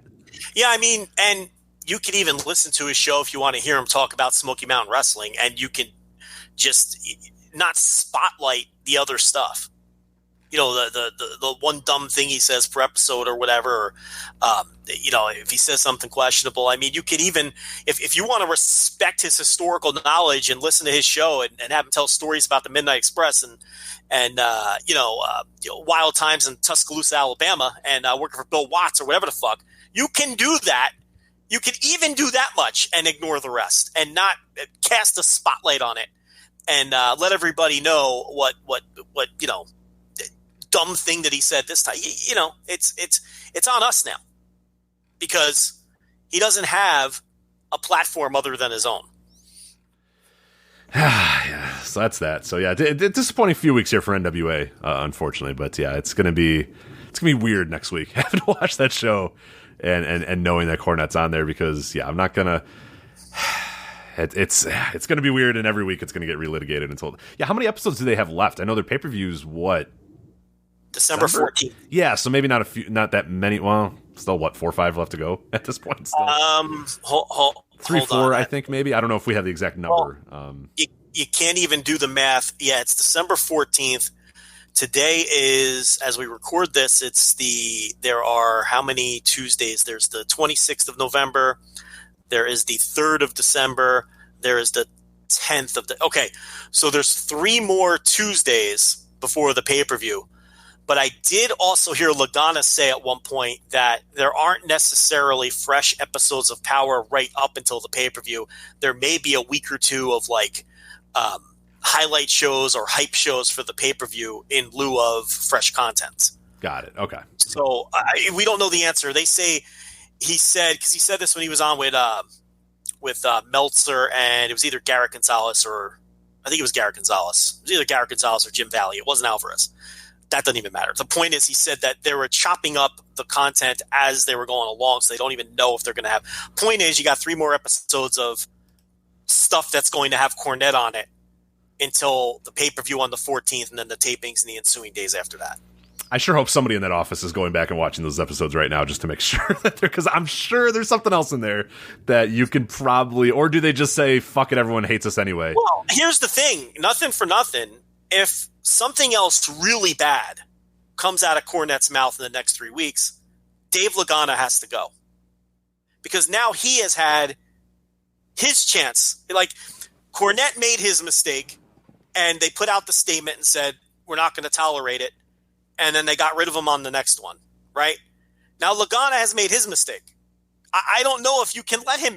If Cornette says something silly in 2 weeks on the show again, how can he keep his job? Well, yeah, because now it's like, all right, dude, like, if you got 3, 4, whatever it is, sit down and watch every second of those shows and go, you know what I mean? Like, and if it is that easy to edit them, which I imagine they're just audio tracks on top of video tracks, it's probably not very hard Rich, at all. it took 90 minutes. Right, They didn't exactly. even chop any video. It's just they took off that the 10 seconds of audio track. It's two button clicks and it's gone, and then a re-render or whatever, and you're ready to go. So yeah, I'd imagine, I would hope, I would really be disappointed if they, if Lagana or whoever's in NWA doing the editing doesn't sit down and listen to all those shows and make sure that there's nothing in there, because it even stuff that's close, even stuff that kind of toes the line, you gotta be better, because there's gonna be a microscope on every single line that he says for the next he's on the show for 3 more weeks. People are going to be listening to that with their ears up to the speakers, waiting for him to say something awful.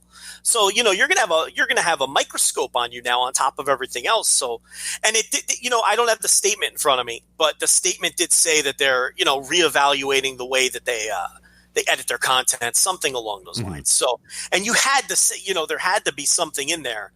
And that's the second statement. This is the statement that was released on Wednesday morning, the same statement where they announced Cornette had resigned. They announced that they were reevaluating the way that they edit, or I'm paraphrasing, but there was a bit in there about that. Then let's get to our other little bit of news here before we talk about the 2 shows this weekend. The 2 big shows this weekend is the CM Punk return to WWE. We talked about that last week as he was going to appear on WWE Backstage. His appearance did happen. We're recording this on a Wednesday. It happened last night. And we got the numbers in. And the rating, I mean, he was, an 80% growth week over week. While, 80% growth went from 49,000 to 180,000 this week. So not really like a huge number. But I would say an 80% growth week to week, largely probably based on this guy's appearances, is something that's pretty significant, even if it is only up to 1,800. What do you make of, or 180,000, I should say? What do you make of Punk's thing? And did you watch the WWE Backstage segments with Punk yet? Yeah, I watched it. FS1, any network is going to take 80% growth week after week. They opened up at 49,000 viewers. The next week they did 100,000 viewers. And this week with Punk, they did 180,000 viewers for his debut. So, 80% growth over last week for a show that opened up at 49,000 viewers. I mean, look, FS1 has to be pleased with that. And FS1 is a network that doesn't do any fucking viewers unless they have a game on. I mean, the games are always going to do well, whether it's Big East basketball or whether it's Major League Baseball when it's on FS1, or when they've got soccer. That stuff's going to draw because people are always going to show up for games. The rest of the programming on FS1, it's been a constant struggle since they rolled the network out. So right, there was those Canadian dudes. I forget what their names were. They did that studio show for a while. And then they rebranded they totally ripped it up and started over.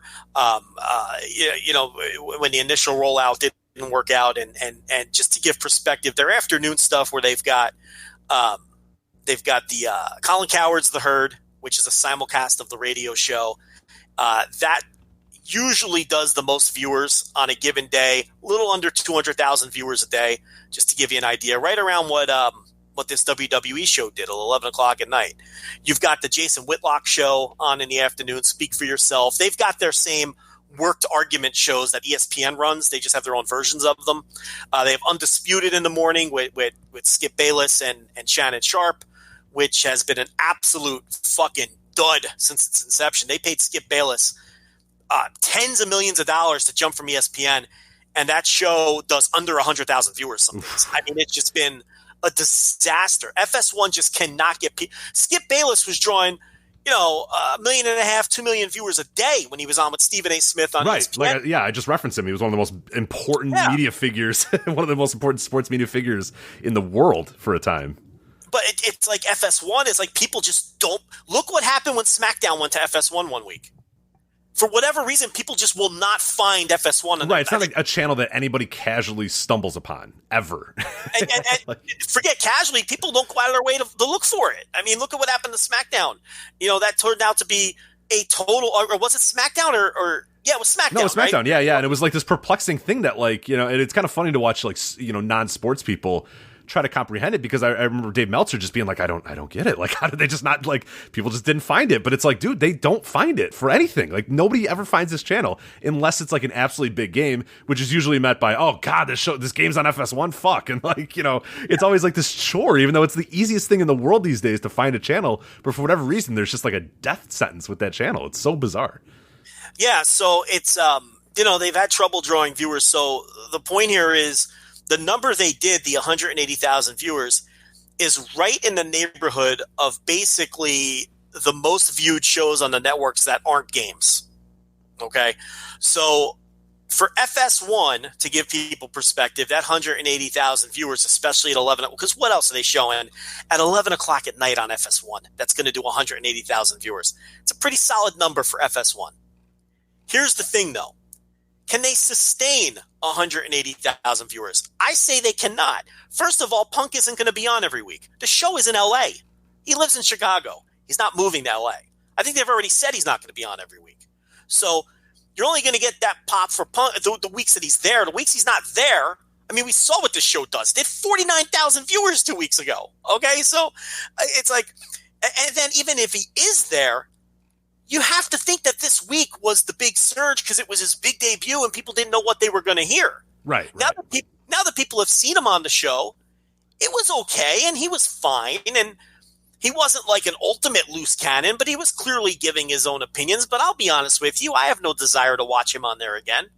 It wasn't like he was out there firing cannons. He was shooting pop guns, is how I would describe it. Okay? He ripped the Roman Reigns dog thing, and you know, he ripped a few other things, and he made some wise cracks at Renee. Who's your favorite member of the Shield? And, you know, that was a fun moment. And Renee was amazing with it. She looked into the camera and she said, I like all of them equally, with a big smile on her face. And I chuckled. It was a nice little moment. But nothing happened on that show where I'm like, oh, my God, I cannot miss this the next time CM Punk is on it, because this guy might say anything. I didn't get that impression at all. It was essentially exactly what we thought it would be when we talked about it last week. So from that perspective, if a lot of people are looking at it like I am, they're going to do less than that 180 moving forward when he's on the show. You know, if they could sustain the 180 or grow off of that, I think FS1 is going to be very happy with that number at 11 o'clock at night. Really, they'll be happy with that number any time of day for the level of viewership they do. But obviously, you have to think it's gonna scale back. Yeah, I enjoyed his segment. Like, I watched it and I was kind of like, this is fun. Like, it's different. Like, you know, and he's a great talker. He's a guy that no matter what he's saying, it's entertaining. And, you know, I talked about last week. I was like, fuck this guy. He's you know, disappointed me or whatever. But I was back in. I was laughing at some of the stuff. I'm like, yeah, I get why this guy has that pull on so many wrestling fans, and myself included or whatever. And yeah, he's a charming guy. He had some fun little quips in there, like we said. But it's nothing that's going to be radically, you know, it's going to be surface level. The shit that sucks, he's going to say sucks. But that's it. Like, that's all you're going to get out of him, and that's fine. Like, he adds a different element to it, and he's obviously, you know, much more comfortable than a lot of those people in front of a camera, and much more comfortable at sort of, you know, it's saying his opinion and being pretty, you know, opinionated about certain things or whatnot. But yeah, at the end of the day, it's we know what it's going to be, and yeah, that the charm is going to wear off eventually there, and it's just going to be like every week he comes on and says the good stuff's good and the bad stuff's bad, and yeah, that's it is what it is, and that's all we're kind of asking him to do, and that's all that they're probably asking him to do as well. But yeah, this idea that like he's going to be this like straight shooter every single week is yeah, I don't know. It was fine, but it's like not a show that I'm ever going to watch again. Like, I watched it this week and I was like, okay, cool. Like, but now I'm good. Now if there's a clip and someone says, oh my God, CM Punk said this, like, I'll watch it. But I'm not going to DVR it. I'm not going to watch it every single week. I had to watch this week because I wanted to see it. I wanted to see just how, you know, what he would do, how they approached it, what they did. But I've seen it. I'm good. I get an idea what he's going to do, and now I'm good for probably ever on WWE Backstage. Yeah, and you know, I think a lot of people are going to approach it that way, and ultimately, it's not going to make an enormous difference. But I do think I saw some people burying this number that they did, and I don't see how you could bury the number when they had 80% growth. I mean, what did you think it was going to do? Did you think 1 million people were going to watch this? I mean, it's you know, I expected them to, you know, at best double what they did the week before, and that's basically what they did.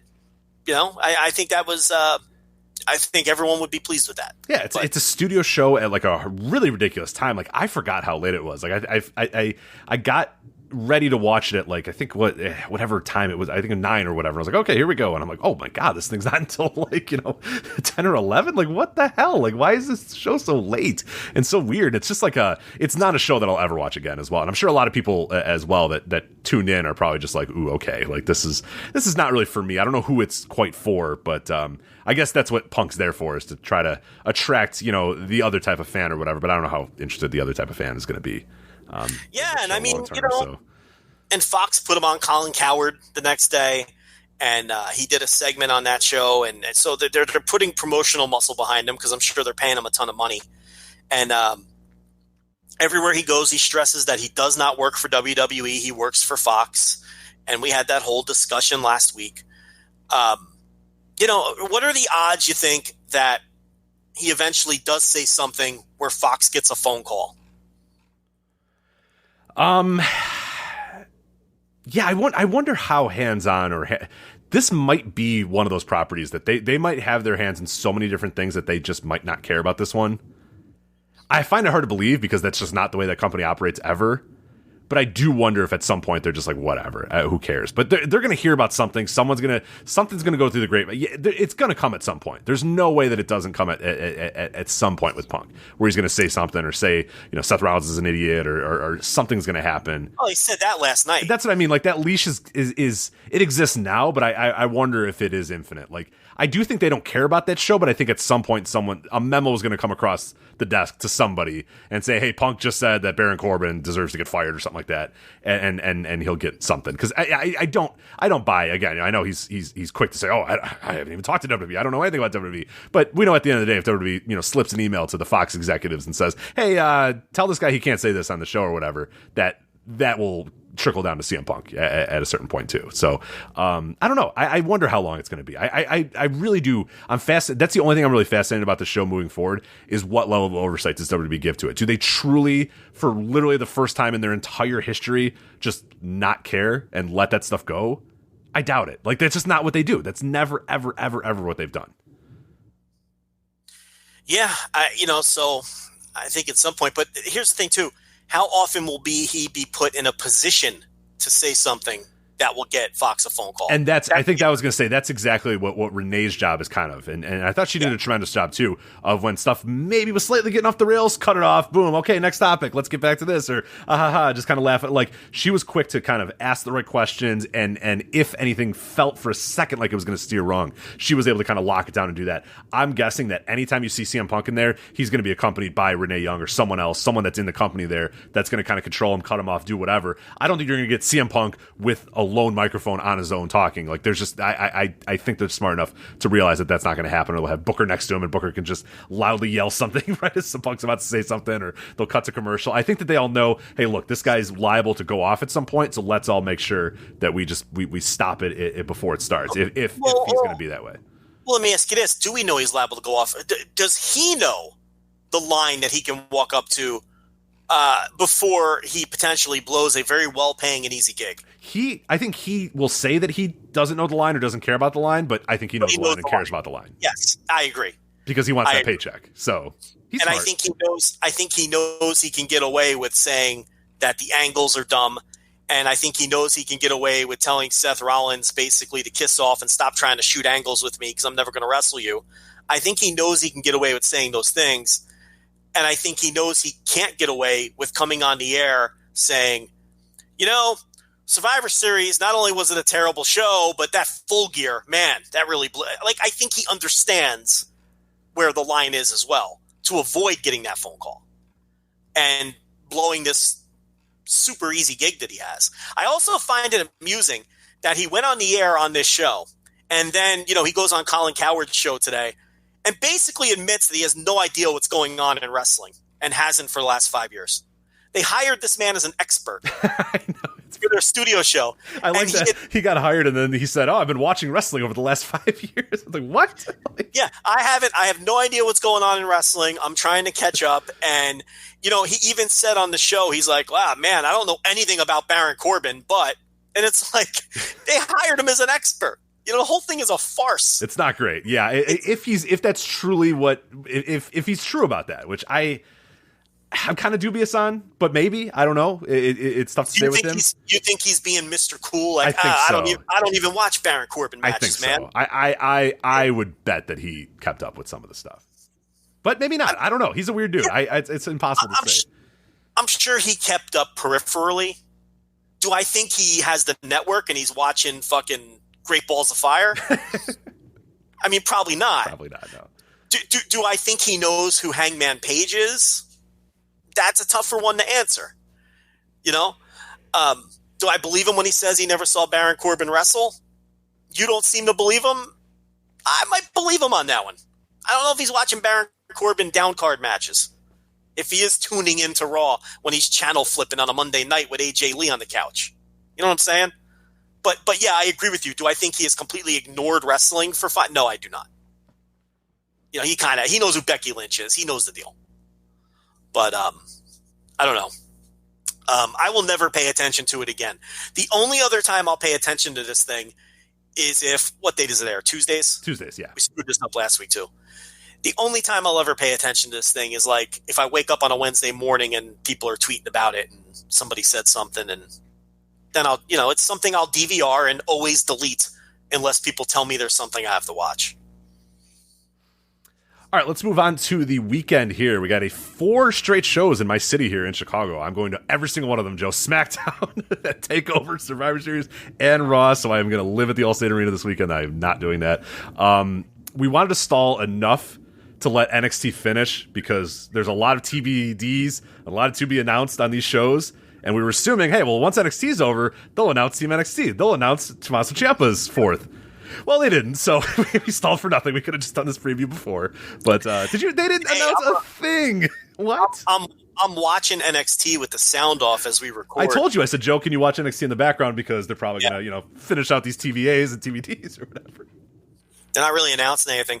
I can tell you that the ladder match, this Adam Cole, Dijakovic ladder match, they didn't ring the bell until there were 7 minutes left in the non-overrun portion of the show. Does that surprise you that they gave them that little time?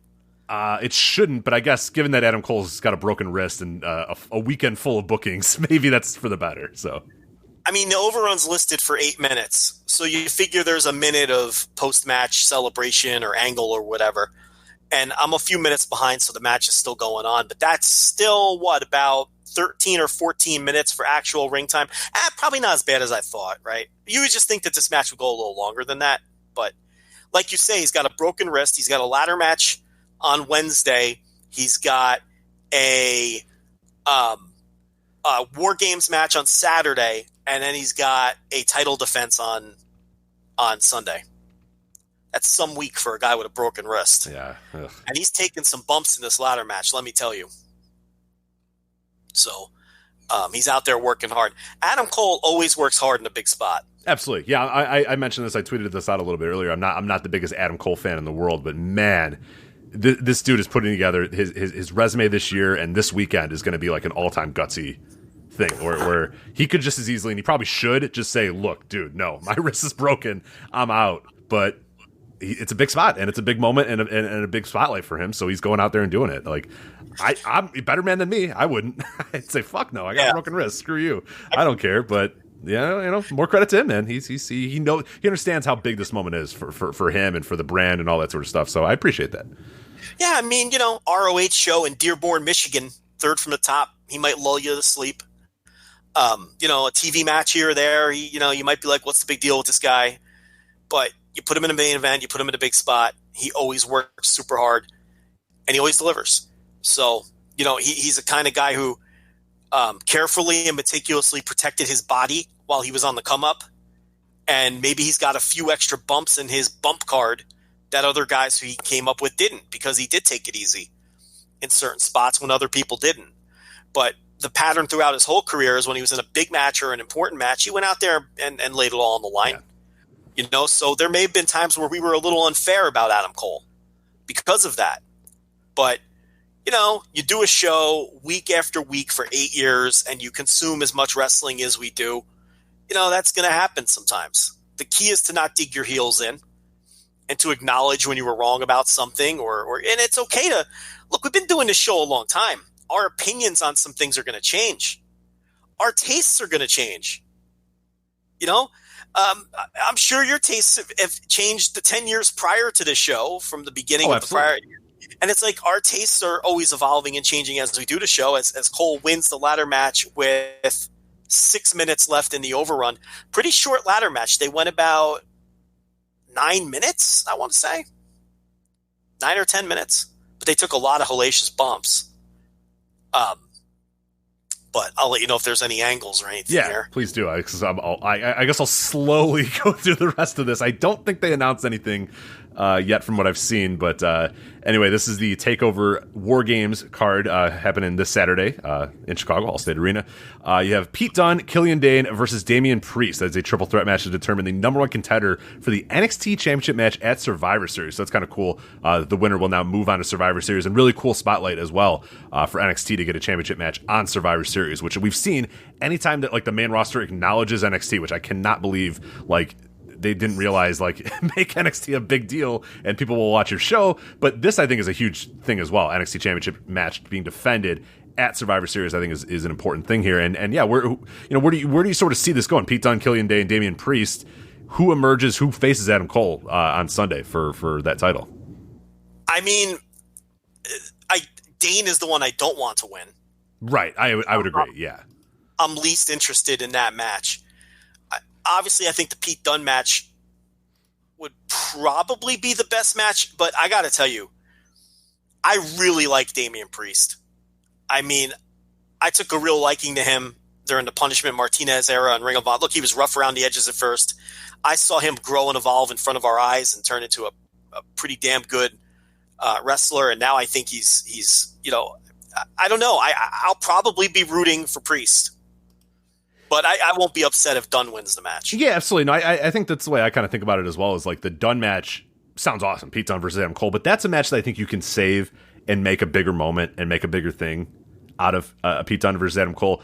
And Priest and Cole, like that, you can make a big deal as well. But I think this would be a really cool one of those random title defenses that you go back and look where Damian Priest wins this match. He goes and faces Adam Cole at Survivor Series. He loses, but like if you do the good thing where he looks good losing, then you have that in your back pocket. Then eventually when Damian Priest does kind of go up again and gets back to that level again, and then maybe even contends for the title or wins the title or whatever you're going to do with Damian Priest in the future, it doesn't hurt him if he loses this match. This is to me one of those deals that's like he's getting the spotlight, and that's all that really matters for it, is that he's in the spotlight, he's on Survivor Series or whatever, and he has a chance to really impress. And then if he loses, he doesn't truly lose anything from that because he's still on the come up. Whereas a Pete Dunne, Adam Cole, that feels like that's kind of the match. It feels like it's the moment, and I do think that match probably could be saved and reserved for a better moment and a better build or whatnot. So I'm rooting for Priest as well. I think that's a better match. I think that's a cooler match for Survivor Series. It's nothing against Pete Dunne. I love Pete Dunne, but I like the idea of Priest versus Cole at Survivor Series. It just seems to fit, and it seems to work a little bit better. So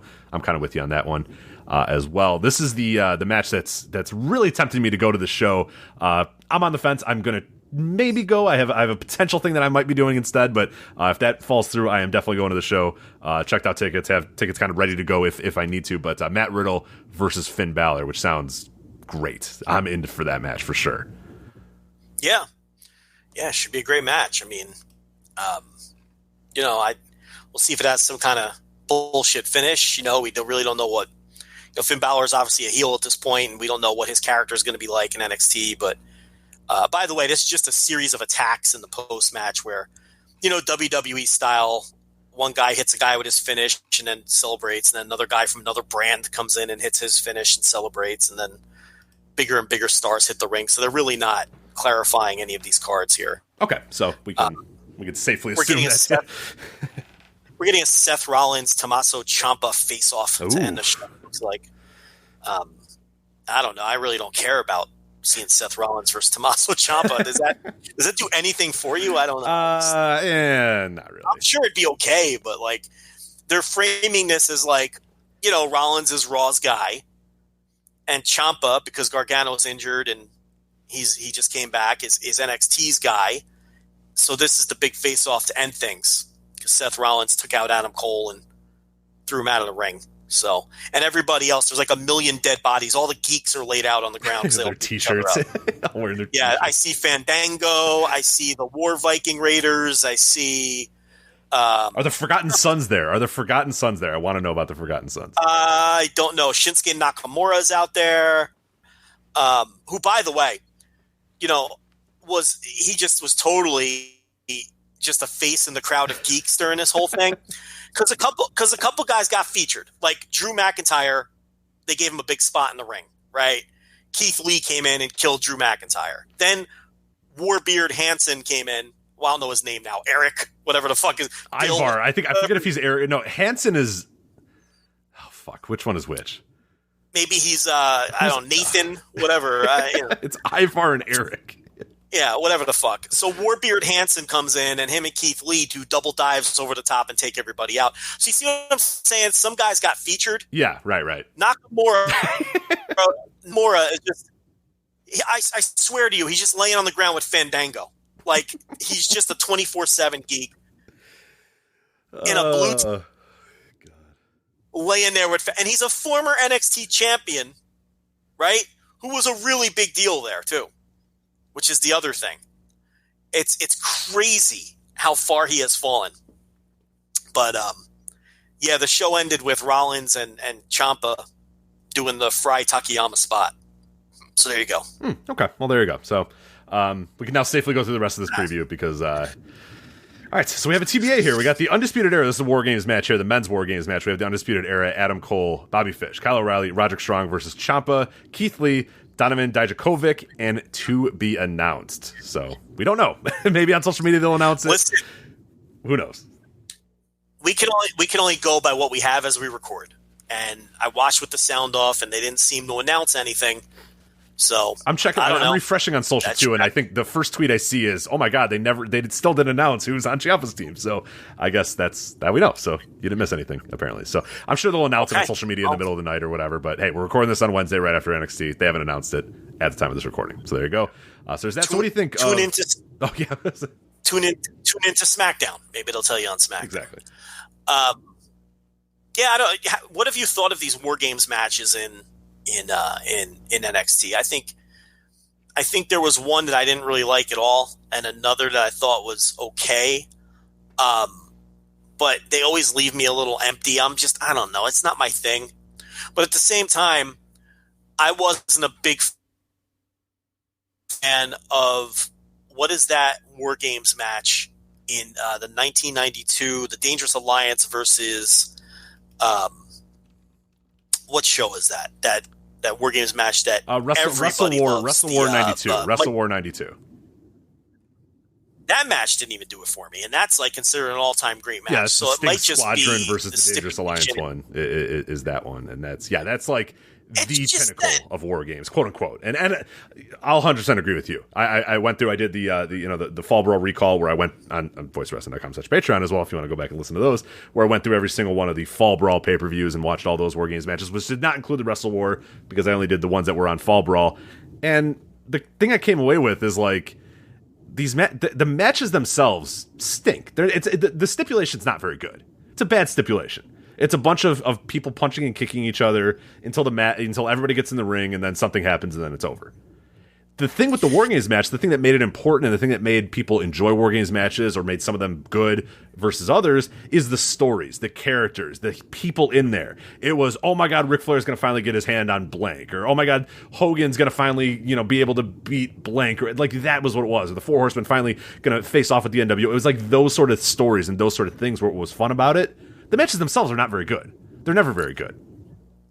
Yeah, I mean, I'm not a big stipulation match guy. You know that. The listeners know that. And this whole thing, the heels always have the one-man advantage, and it just always seems so, I don't know, it's just not up my alley. And they're brawls, and there's blood, and it's just, that's never my thing. You know me, Rich.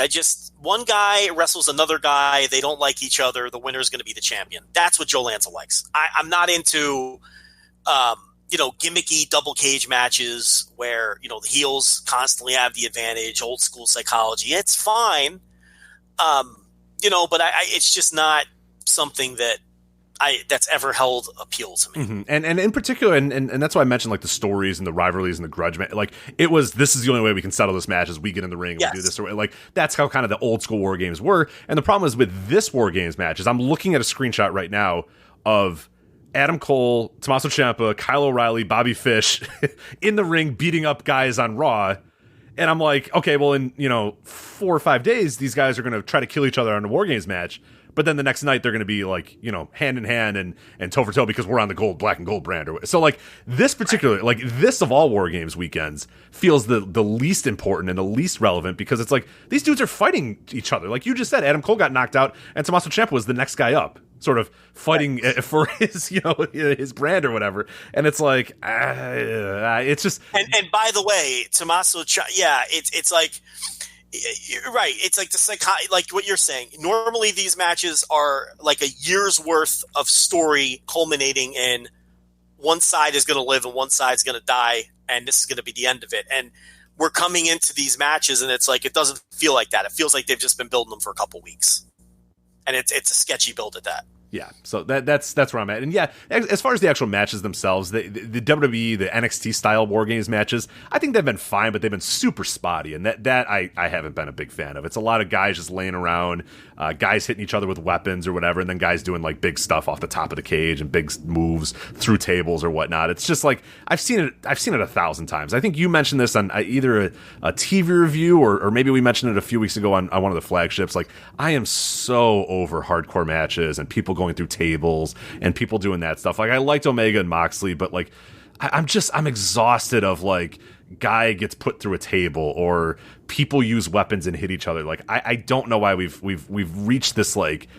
this weird period in wrestling where like it's just I don't know, I'm just over it right now. I just want to, like you said, I just want to watch two guys get in the ring and wrestle and one guy beats the other guy and he's the best in the company now or like he's the champion or whatever. He like that's just I'm just sick of guys hitting each other with kendo sticks and chairs in the back and tables and barbed wire bats and all this sort of stuff. It's just like I'm exhausted, and that's kind of what these matches are. They're just the same thing, and it's I don't know. Man, are we grumpy? We are. No, I'm gonna be actually less grumpy about Survivor Series. Wait till you get here. Less grumpy about Survivor Series. All right. But this is a big reason why I'm not feeling super compelled to go to this show.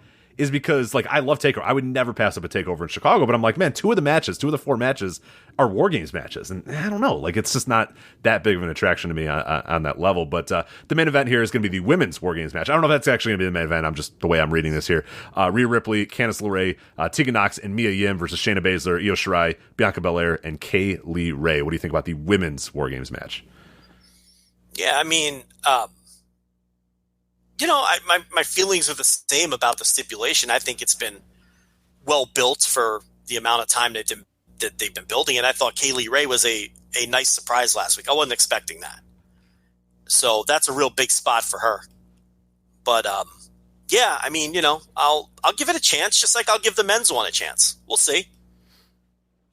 For sure. Yeah, I like the build of the women's match a little bit more because, like I said, there's not as much of the muddying of, like, the women feel like they actually want to fight one another. I don't get that vibe from the men right now. The men, yeah, because of all the Survivor Series build, they've been a lot of the featured guys, defending NXT's honor or whatever, so it's up. But it felt like the women, even though there's been a little bit on the women's side, it does feel like that's a little bit more of a grudge match. And you have a lot of little stories. Because for you, it's muddled. Like, are they on the same team or are they enemies? How are they enemies one night and we're supposed to band together for brand supremacy the next night? Yeah, exactly. I hate it. I don't like that idea. Right. And I understand. I get it. Yeah, and there's less of that with the women. The women, and what's cool about the women too is it feels like there's a lot of little micro stories in there. Yeah, we got Rhea versus Shayna. You have Mia Yim taking the place of Dakota Kai and like how that's going to kind of play out or whatever. You have just like little nuggets here and there, like the Io Shirai versus Candice LeRae thing is in there too. But Io Shirai also has sort of some tension with Shayna and a little bit of tension with. There's just like a lot of little nuggets in there that I like about that match. So I'm actually looking forward to the women's match a lot more than the men's match. Dakota Kai's got to go heel, right? Oh, for sure. I wouldn't be surprised if in this match she gets involved in some way and knocks out Mia Yim or does, I don't know what it is, or I don't know what she does, or attacks her before the match or something like that. But there's a lot of things they can do there. But yeah, she I hope she does, because otherwise she just got punked out and just basically, she can't come back and be like, yay. She's been getting shit on like her whole run. Shayna Baszler beats her like a drum constantly. And then she gets kicked off the team by what's her name? Rhea Ripley. Yeah, right. Like, you stink, so you're off the team, basically. And then she just cried and ran off the screen. Right, while her partner and best friend is on the team still. Like, yes. So she's constantly getting punked out. So to me, it's like they're just setting up a heel turn for her at some point. So, but I guess we'll see. And you're right, it could happen in this match. Yeah, but there's a lot more. It shouldn't because it's a WarGames match. Right, exactly, I know. And the cage by design, but but it'll probably happen in this match. For sure. So that's TakeOver WarGames as far as we know it right now. Nothing else added, no other matches, and the fourth person for Ciampa's team is still out in the open there. But we'll move on to Survivor Series going on Sunday. I will not be at the show. We're doing our Thanksgiving that week or that day because Michelle is going to work on Thanksgiving Day. So so no Survivor Series for me, unfortunately. But I'm actually, Joe, legit. There are parts of the show. There's a match in particular that almost got me in the door. If I wasn't doing that Thanksgiving, I'd be in the door for this, despite the fact that there are 4 or 5 matches on the show that I would rather, at gunpoint, I don't want to watch these matches. But there's a match on here, and it might surprise you, and I don't know. Maybe it won't surprise you. We'll see. We'll start at the top or the bottom here. Adam Cole versus the winner of the triple threat at WarGames. Like we mentioned, we already kind of previewed that one. I hope for Priest. I think you hope for Priest as well. Cole's going to win this. He's still going to be the champion, I think, regardless. Yeah. But yeah, I think Damian Priest, that's a good spot for him and good showcase for him as well. Bray Wyatt, the Fiend. Bray Wyatt versus Daniel Bryan for the Universal Championship. Not the match that was getting me in the door, in case you're curious. So now listen, Bray Wyatt probably had his best career singles match against Daniel Bryan at the Royal Rumble a few years ago. So there is that. But this is the Fiend. You're gonna have the red lights. I mean, the red lights. Have you seen like screenshots of or like pictures of what that looks like when you're in the arena? Yeah, it looks terrible. It looks like awful. Like, what are you doing? Unless you're sitting, in the front row. If you're sitting up in the second deck, I mean, it's horrendous. It's a horrible gimmick. I mean, we've talked about it ad nauseum. Are we ready to victory lap that, or do we need some more time? I mean, that's not setting the world on fire the way. Hey, I'm ready, man. I heard that this was a transformative character in history, and oh my god, and he's just a dude already. But let's give it another month or so. I'm ready, but for common courtesy, let's give this a month. Let's give him a Daniel Bryan match and a Survivor Series. Can we wait until SmackDown officially hits Raw numbers? Then can we do it? Yes. Okay. Yeah, I think that's a good time to do. Is that fair? Yeah, I think we could really honestly do it after this show, because you talk about all the stuff that's going on, all the important stories, and he's not involved in any of those. You know what I mean? Like, he's not in any of the important stories in that thing, and he's just kind of in his own little universe right now. And there's a good chance he goes out there and has, probably not a good match against Daniel Bryan. We'll see. Maybe he does. I was told that this was the most over thing in the company, a transformative, game-changing gimmick that had wide appeal among the WWE fans, and they move him to SmackDown, and they're almost doing Raw numbers on Fox. Right, and Brock Lesnar is very clearly, for the while that he was there, now he's back on Raw, obviously, but yeah, he just immediately engulfed everything that Bray Wyatt was for the first second. Yeah, he's completely irrelevant. I'm ready. Really? Look, I'm ready, but we'll give it a little bit of extra time. But let the record show we're ready to do it. So we were told that he was wildly over, and we were completely off base. That's all I'm saying. That's what we were told. I don't see it. You would think that a transformative, game-changing, wildly over character like the Fiend, the ratings trend would be in the other direction on the Big Fox. I mean, we all saw the short video clips on Twitter of non-fans and casuals getting their first look at the Firefly Funhouse the very first week of SmackDown on Fox, and people pointing, laughing, and mocking. I believe it. We even pointed out that sums it up. That non-wrestling fans see that and they're like, "Yup, wrestling is still fucking stupid, and I'm never watching it again." Yeah. That's what. In fact, I believe the Fiend has had the opposite effect. I believe that the Fiend has ran people off. That's my stance. How about that? I agree. No, I think I have more evidence for my stance. The ratings are pretty good evidence of that. Yeah. And the people who think that this is some game. To be fair, we haven't heard that in a while. Those people all disappeared. Well, that's what I'm saying. It's been quiet on the old defense front about Bray Wyatt, which is why I'm about ready for that victory lap. But I want to I'll let him have the Survivor Series, and then figure out where we go from there. But yeah, it's been awful quiet. Like out of sight, out of mind for the Fiend, who a month ago was the most important character in this company's in the entire company, and this guy that's completely changing the game and is so quote unquote over. We hear this over thing all the time. Oh, he's over. Oh, he's over. This guy's over. That guy's over. There's a lot of guys that are over in WWE, yet they're fucking nobody's watching their TV. But it's amazing how that happens. How these guys are just the next guy. Oh, Seth's over. Bray's over. And this guy's over. Okay, none of these guys are over because nobody watches them on TV.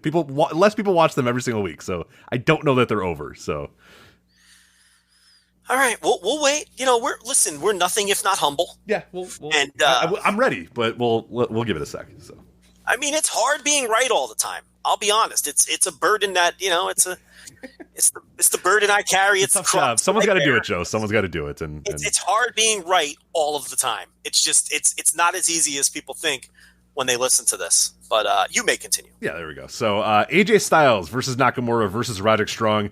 Joe, this is a brand supremacy triple threat match. Yes, it is. What brand are you rooting for, Joe? Are you going to be a red? Are you going to be blue? Be black and gold. What brand are you going to be wearing a shirt and of? And that right there, Captain Craich, is the essence of these brand supremacy deals that they've been doing for, 10 years now? It feels like, anyway. Does anyone ever pick a side? No one cares, and that's why it doesn't work. Because you don't have hardcore Monday Night Raw fans. You don't have hardcore SmackDown fans. You just have fans of fucking WWE. And the whole essence of pro wrestling is building up these rivalries and having people be emotional and pick a side. Why would anyone ever pick a side in these things? Which T-shirt color do you prefer, Rich? I like black. Probably rooting for the. So you're an NXT guy. I guess I'm an NXT guy. Yeah, that's. But no, like the other thing that too is the baffling thing. We don't have to. I guess we don't have to be that show again because most people know this. But like, they just had a draft or whatever the fuck they had. Like 4 weeks. So you have like people that were on SmackDown for the last year that now have a red T-shirt and now go, yeah, fuck you, SmackDown. It's so stupid. Why would anybody care about this? Yeah, and then immediately after Survivor Series, no one cares again. Exactly. And no one's rocking their red T-shirt anymore. I do like Montez Ford and the Street Profits like beating up the NXT guys like, get out of here, you assholes. And it's like, you guys were on NXT for like 3 years. You were there 10 minutes ago. Right, you were just on Raw like 4 weeks ago now, but you got a red T-shirt, so fuck those guys. Like, right. It's so stupid. But like you said, who would possibly care? Who among us? I would love to listen to like the hardcore SmackDown fan that's like, look, I don't like that Raw shit, man. I'm straight SmackDown, all right? That's the thing. It doesn't fucking exist. Right. And if these two things were wildly different, then right, maybe like the original brand split, like I could buy that because that was the Paul Heyman vision of the SmackDown 6 and that sort of stuff, and it at that time felt like SmackDown was a diametrically different show than Raw because Raw was like Triple H fucking a corpse and all that bullshit going on at that time. So it was like you could easily, and I remember at the time I'd being like, dude, SmackDown rules, Raw sucks. And you were able, because they felt different, they looked different, they had different writers, they had different sets, they had different announcers, the announcers were in different places, like everything was different. Nothing. Yeah. They're the same company now. One's blue, one's red. It's just you can't cultivate loyalty, when they're exactly the same. But what else we got here? That's it. Anyway, 5-on-5 men's Survivor Series triple threat elimination match for brand supremacy. Joe, at what? I hate Survivor Series matches, and I hate triple threats. Yeah. Fuck these matches. This is the match for you. These are the worst. Like, it is a meaningless rivalry between colors. It's a triple threat match, and it's a Survivor. I mean, could you make something worse other than it be, I don't know, 2 out of 3 falls or a strap match? Like, I don't know how you could make this match any worse for me. How confusing is this going to be? Yeah, it's going to be so weird. There's going to be a bunch of dudes everywhere over the place, and like, who's the legal man? It's going to be weird triple threats. Yeah, this is going to be strange. Is it going to be 3 people in the ring at once, or is it going to be 2 people in the ring at once with like, the way they usually do, like a 4 corners thing? Yeah, it doesn't. Right? It says triple threat match, so I assume that both 3 people in the ring at once. 3 people in the ring at once, I guess, is how. Because if it's not, why would you tag in? You'd let the other 2 teams eliminate each other, and then come in at the end when there's like 1 guy left. Right, exactly. And then clean up while you're fresh. So you've got to have 3 guys in at once, which means these are going to be clusterfucks. I'm just excited about everybody wrestling in their colored T-shirts. That's what I'm saying. Yeah, I forget they have to wrestle in the shirts too. Well, yeah, because they think we're all stupid. Yeah. And that we need the colored T-shirts to understand what team everybody's on. They don't see that as a flaw in their storytelling. They see that as we're just stupid and we couldn't handle it otherwise. That's why everybody wears the T-shirts. So they're probably going to wrestle in the T-shirts. They probably are. Also, they've done it in past years, folks. That's very likely. Yeah, and also we don't know one of the teams, right? Isn't this one of the matches? Yeah, where we so don't this is our Team Raw, which is Seth Rollins, Drew McIntyre, Kevin Owens, Randy Orton, and Ricochet versus Team SmackDown, Roman Reigns, Mustafa Ali, Braun Strowman, King Corbin, and Shorty G. Those are real names, by the way. Versus Team NXT, which is to be announced. So yeah, all the guys that were just laying on the floor, probably. right. So Fandango and because who's left? I mean, you know, right. There's not a lot. I mean, we could probably figure it out. I mean, okay, so who else from NXT is booked on this show? We've got... Well, so far it'll be Adam Cole and whoever, Priest or Dunn or whatever. So strike both those guys out for now if you want to. So Right. So let's just say for sake of argument, they could put Priest and Killian Dane on this team, right? I think O'Reilly probably shows up there. I think Fish probably shows up there. Dijakovic probably shows up there. Maybe a Keith Lee. You think they'll put Undisputed Era in that? See, I don't know, because we're talking about big guys. I mean, this Team Raw that I mentioned here is that's Seth what I mean. and Drew and Kevin Owens and Orton and Ricochet. You can't go with Fandango and fucking the Forgotten Son. You know what I mean? Like, you can't go with those. They have to be the heavy hitters. I have a more interesting question for you. Do you think they know who's going to be on the team as of Wednesday? No. I don't think they know either. I don't think they know. I don't think they have any. So I suppose we shouldn't spend any time thinking about it because they haven't. I got another question for you. What are the odds that these two NXT teams that haven't been named yet for these two 5-on-5 matches just never show up and they become regular Raw versus SmackDown matches? Ooh, I don't think so. I think that someone will show up. I think they'll get their 5. I think they'll get their 5. I think there's a chance they quietly forget that NXT are part of those matches. Really? No. Because why haven't they announced the participants? I don't know. You tell me. I don't know why they do anything they do. No, they have to. No, no. They've been talking about this for weeks.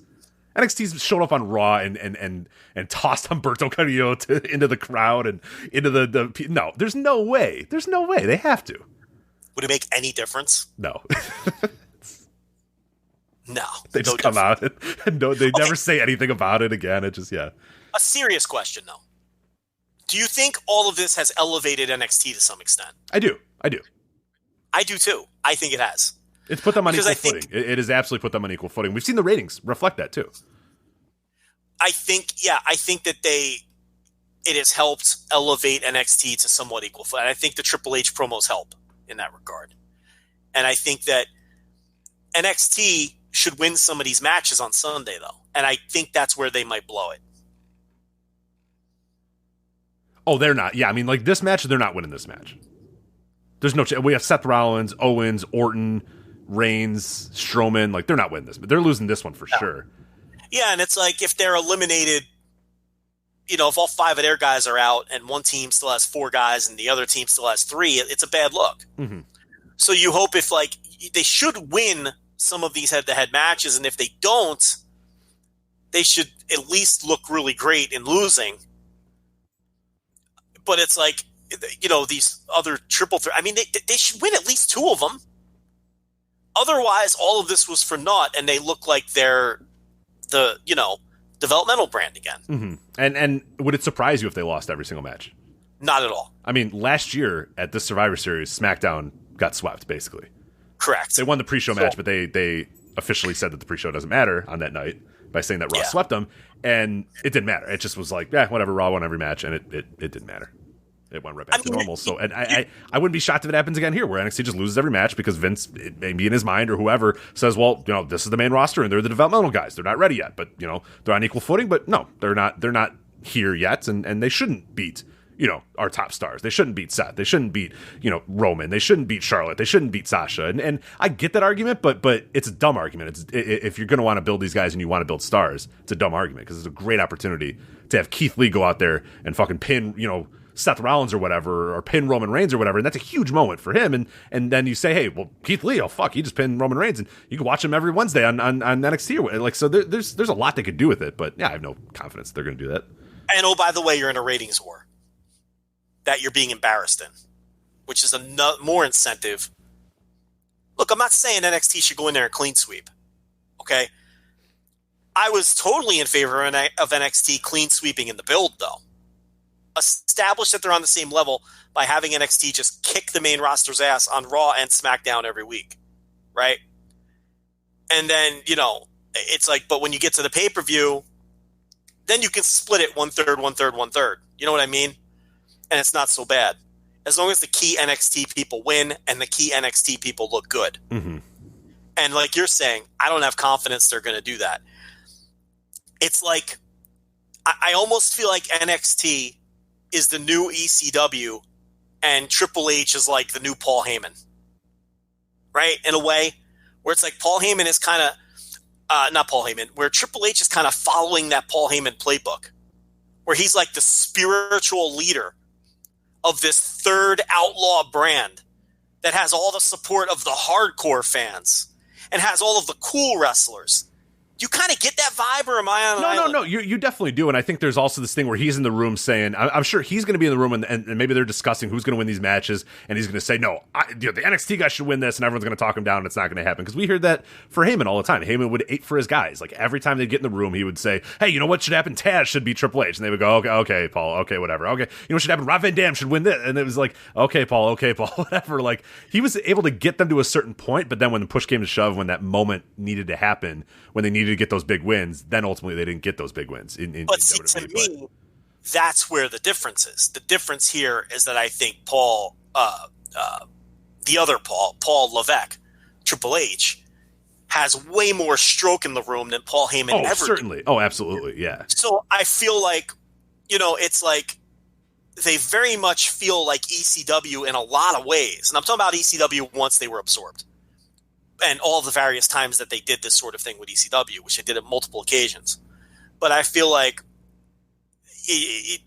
there's more of a fighting chance that the Outlaw brand, the third brand, will get over on, because ECW, when push came to shove, like you said, never got over on the main roster. Ever. Neither did WCW for the brief time that they did the invasion. NXT, at least, was always a WWE creation, number one. So Vince doesn't have that thing where he's like, I can't let someone else's thing be better than my thing. Right. Which was the hang up with WCW. They hang up with ECW. They hang up every time they've done an invasion angle ever before. Yeah. He had this whole thing where it's like he couldn't even show ass even if his side was ultimately going to win. It just, he couldn't do it. He couldn't bring himself to having anything. Well, this is his thing. Right? So he shouldn't have to worry about that in this case. Plus, Levesque has more stroke in the room than Heyman ever did. So I see a lot of parallels between NXT and ECW, except in this case, they have someone in the room that legitimately does have some stroke. Yeah. Although we all know who ultimately has the stroke at the end of the day. And it's very hard to think that Jeff Jarrett, of course. Yeah, right. But I guess this is a good test case. This is a good test case to see, okay, does Vince see this thing differently? Because it is his and always was his. And we'll find out the answer to that.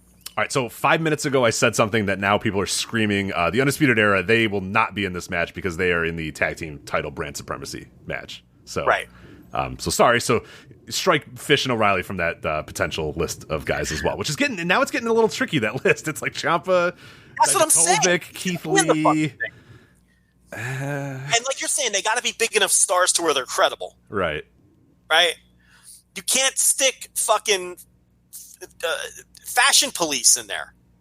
You can't stick fucking, whoever the fuck.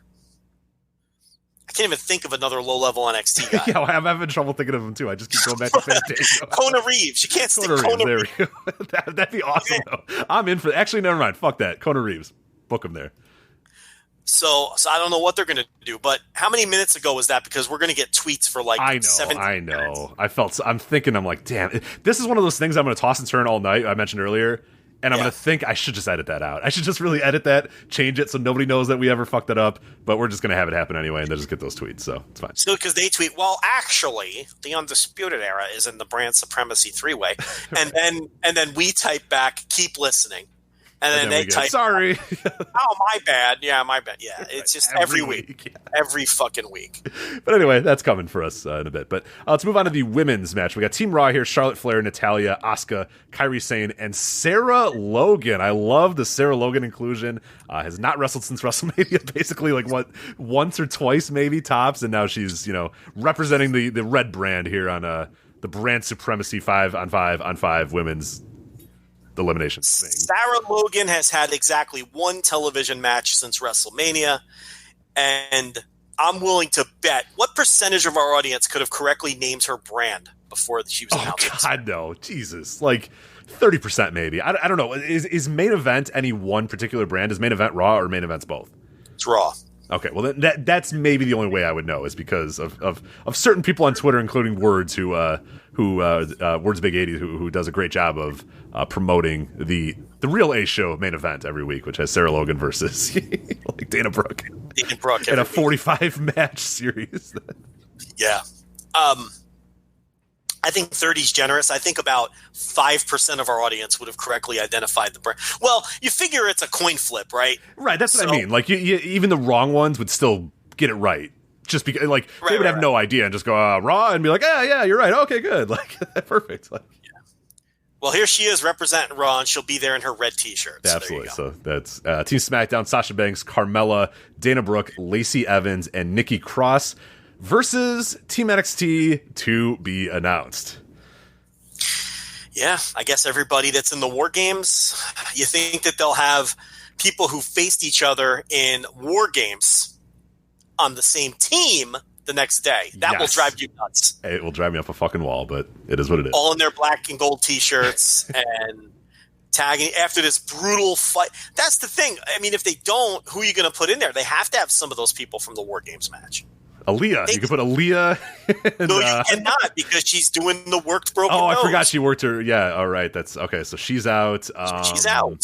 Dakota Kai can finally get her due here. Yeah, good luck, man. Yeah. Dakota Kai, Vanessa Bourne. Yeah. Who's Gonzalez or whatever? I forget her first name. Reina Gonzalez. Reina Gonzalez. Yeah, there you go. You got her. Conti. I mean, if you're Tyrone Conti. Yeah. I mean, so they're not going to do that. So you're Laurel Van Ness, is she still hanging around, or Laurel Van Ness? No, she's gone. Right? Yeah, that's what's her face? Chelsea Green. I forget if she's there. No, they just haven't been on TV. Right. So I guess you could bring her back up. She's in the tag team with Deonna Purrazzo. Yeah, I was going to say you could bring them up and act like they've been on TV. You got Scarlett Bordeaux. That's true. You got. Oh yeah. Oh man. Once Vince gets his eyes on Scarlett, she's going to be. I'll forget it. She's going to be main roster for sure. Quickly. Absolutely. She is she's a stunning woman. That Scarlett Bordeaux. So she is the smoke show. She is. That's going to be quick for her main roster ascension there. But that's the women's match there. So I mean, I don't know. I guess. Whatever. I'm trying to give any analysis. Who fucking cares? Viking Raiders. Eric and Ivar. Hansen is Ivar. Eric is Rowe. So just so you're aware for the future. If you want to try to remember that for next time. I don't know.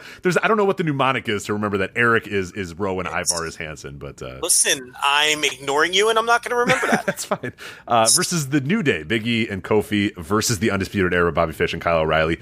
Joe, it is a brand supremacy triple threat tag match. Yeah, I mean, it'll probably be pretty good, right? I don't know. It's a triple. Man, just bodies. This show is just going to be men and women and bodies and T-shirts and colors. Correct. And things like happening. I don't know. It's just I don't know. Yeah, it's a lot. Yeah, it'll be a lot of flippy doos, a lot of dangerous looking spots, a lot of bodies colliding. I mean, it'll probably be fun, but you think it feel like it'll all blur together. Kind of. Yeah. That's my word with all these triple threat matches. And WWE triple threat matches in general just kind of are that way for me these days. So yeah.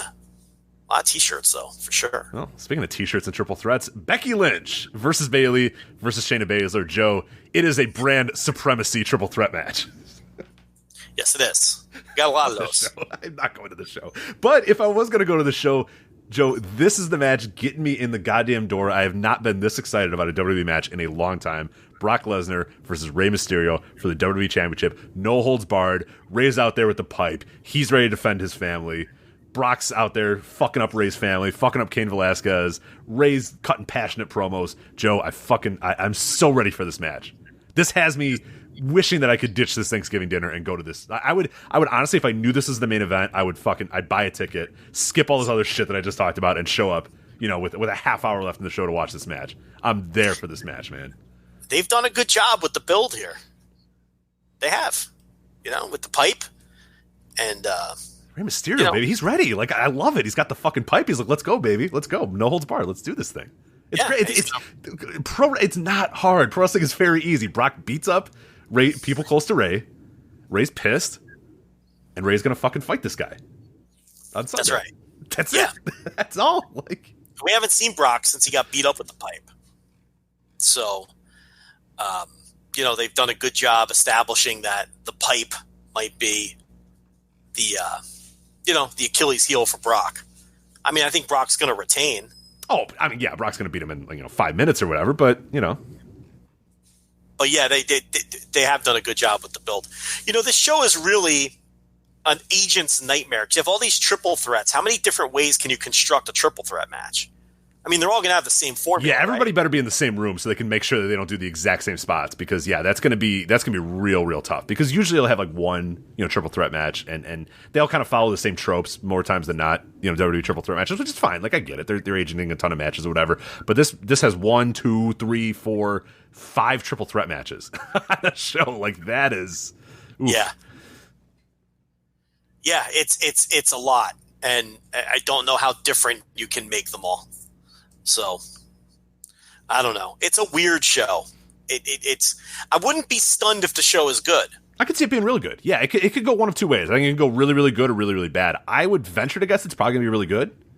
I do. I honestly think it's going to be a very, very good show. It's just like, on paper, it reads really weird and it looks really weird. But yeah, guys are going to be out there busting their ass, doing a lot of high, cool stuff. And I think the inclusion of the NXT really adds a lot to it as well, because I think there's, especially in Chicago, that I think is going to be a fan base that's going to get behind the NXT wrestlers, and those guys know what a big spot this is for them, and I'm sure Triple H is going to pump it, like you said, similar to Paul Heyman. He's going to get those guys in a room and talk about how big of a moment this is. The barely legal 97 speech is going to happen, to those guys of like, look, this is our moment, this is our time, like, go out there and absolutely kill it. And I have no doubt in my mind that those NXT guys are going to know that this is such a huge moment for them and an opportunity for them to really turn the tides in terms of the ratings war or whatnot. So they're going to go out there and bust their ass. Like, I have no doubt the NXT guys are going to work their asses off this entire night, and that's going to make for a fun show in of itself. Yeah, and Rey Mysterio might lay the pipe. I can't wait. Well, hold on. The way that was phrased, I'd be down for either one. He's gonna lay the pipe, Yeah. It sounds like some nasty fan fiction, but he might. That's what I was gonna say. I was like, I'm kind of into. I'd be interested in seeing how that worked. Whoa, you'd be interested in that? Maybe, yeah. I don't know. That's an interesting pairing there. I don't know. Yeah. Big man, little man. Yeah, I'd have to see how it works out. But hey, Okay. I can't say until I see. You know what I mean? Like, I would never judge a man's Pornhub search history. I just that's not my style. So you're into it. You're into it. So that's that. That is Survivor Series, and that is it for this episode of the Voice Wrestling Flagship Podcast. Of course, support our sponsor, Manscaped. We talked about it earlier. Let people notice your balls. Make your balls matter, guys. Manscaped.com, promo code VOW to get 20% off and free shipping. Manscaped.com, promo code VOW. Also mention at Twitter, at Voices Wrestling, if you want to talk to us on Twitter. VoicesWrestling.com/Discord is where you want to go for all the Discord, too. And I should mention as well, I don't know what's going to happen next week with the holiday or whatnot. We should mention VoicesWrestling.com/Amazon if you're going to make any purchases on Amazon this holiday season. VoiceWrestling.com/Amazon. It helps us out quite a bit as well. So, that'll be really good stuff there if you're doing that. Well, to be decided on next week. We're trying to work that out right now with who's got what days free and whatnot. I don't know what's going to happen next week with the show. You know where there will be content next week? Where will there be content, Joe? Do you know? Tell me, please. Behind the paywall at patreon.com/Voices of Wrestling. There's guaranteed to be content there next week. If you are not subscribed to the Patreon, why? If you listen to this show, why are you not forking over the $5 a month to get tons of? I mean, we work way too hard for that $5 a month, And there, even if there's no flagship next week, you're guaranteed to have content behind that paywall. So, perfect time to subscribe. I really don't know why anyone who listens to this wouldn't subscribe. Yeah, it's really unbelievable. Confuses me, Rich. Confuses me.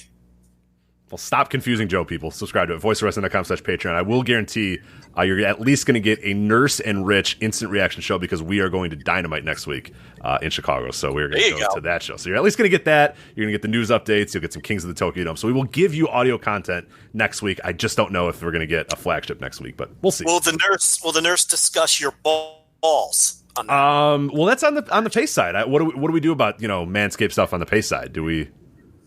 No, we don't do ads behind the paywall. That's what I'm saying. So, I mean, I suppose I can ask her, but, it's... You're worming your way out of that, huh? I'm trying to. Thank you. Hey, Rich, the Golden State Warriors allowed 142 points tonight. Are they the worst defensive basketball team of all time? No, the 1991 Denver Nuggets. The West Head? I always mix up the West Head versus Westfall. It's West Head. West Head. So So I understand pace is a factor here, but is there a chance that the Warriors could be the worst defensive team of all time? I think they're pretty close. Let me actually let me actually look at the numbers here real quick, pace wise. It's late in the show. People could X out if they don't. Exactly. Yeah. This is just Joe and I having a discussion here. They are definitely going to be up there, especially now that this year the way it's going, they're not going to bring Steph Curry back. They're probably going to tell him to stay on ice so they can just keep losing. They're not going to bring Klay Thompson back. Yeah. And listen, Steph Curry's not exactly Gary Payton on the other side. Exactly right. He's not about to change that. Joe, they're not even the worst defensive team in the league right now, believe it or not. Wow, who's that? So defensive rating-wise, they're 114.4. They're 29th out of 30th. So they're giving up 114.4 points per 100 possessions. Let me see who's actually worse than them this year. I'm fascinated by this, of who could possibly be giving up more points than this Warriors. I think when it's all said and done, the Warriors will be the worst team in the league defensive wise, because that's still including some of the decent, your Washington Wizards are giving up 115.2. And they allowed 138 tonight, I think. So, yeah. Ooh, okay, interesting here. Interesting. So I brought up the 1991... the 1990-91 Denver Nuggets is like one of the worst defensive teams. The Rich Creamies. They gave up 104.7 points per 100 possessions. So the Warriors are right there. They're right on their heels. Told you. You said they were 114, so they're ahead of them, actually. Yeah, there you go. So the Warriors right now are the second worst defensive team of all time behind the Wizards of this year. Well, let me actually clarify that. They're the worst right now amongst the teams. Well, let's do a The Wizards. The Wizards won 138-132 tonight. So. Oh, hey, well, they're getting a win there. That's all that matters, right? Let's see. 132 points. The Warriors are atrocious, and the Spurs just lost 7 in a row. What's happening? Man, the Spurs are. It's not good for the Spurs. What's wrong with the basketball world here? Yeah. This doesn't make sense. Up is down. Suns are winning games. The Suns are like a competent franchise right now. Yeah, it's. Didn't I tell you last year? Why didn't you listen to me? All right, Don't deny it. Joe, here are your rankings if you want to know. The worst defensive teams of all time, top 5 here. The Warriors are now, the current, this year's Warriors are actually 8th all time in worst defensive rating ever. The all-time worst defensive rating team, and I don't know if we knew this, last year's Cleveland Cavaliers at 117.6 points per 100 possessions. I didn't know that. I didn't know that either. I was actively watching them. Number 2 all-time is this year's Wizards, so we'll see how that goes. Last year's Suns, 3rd all-time. Yeah. And then you have your 90-91 Denver Nuggets, they're 4th all-time. And then 5th all-time is the 92-93 Dallas Mavericks. Oh, okay. The bad, not very good years of... Yeah, this is your Derek Harper, Jim Jackson, Sean Rooks era. I think Michael Zulioni is on that team as well, the NBA Mike Zulioni, yeah. He may have been. I don't think Rolando Blackman was there anymore because I think he was on the Knicks by then. Yes, he's gone by this time, yeah. Those other guys may have still been on the team, yeah. Nice Rolando Blackman pull. That's good. I love that. It's a good old player. Love my 80s Mavs there. Anyway, that's that. So that was a fun little side. So, that's going on. You want anything else in the sports news you want to talk about? No, I think we'll keep track of this. Every couple weeks, I'm like, how the Warriors doing in all time? Now, you're using points per 100 possessions. Yeah, I'm using defensive rating. Yeah, you can use like points per game, but that doesn't account for pace. That's so it's right. You need the like pace. this year is gonna I'm sure that there's a team this year, last year, whatever, that's like the worst ever in terms of just like giving up points. Yeah. Or you can go back to like the 70s or whatever when people are just playing at like insane rates. Like you had the 80s Nuggets.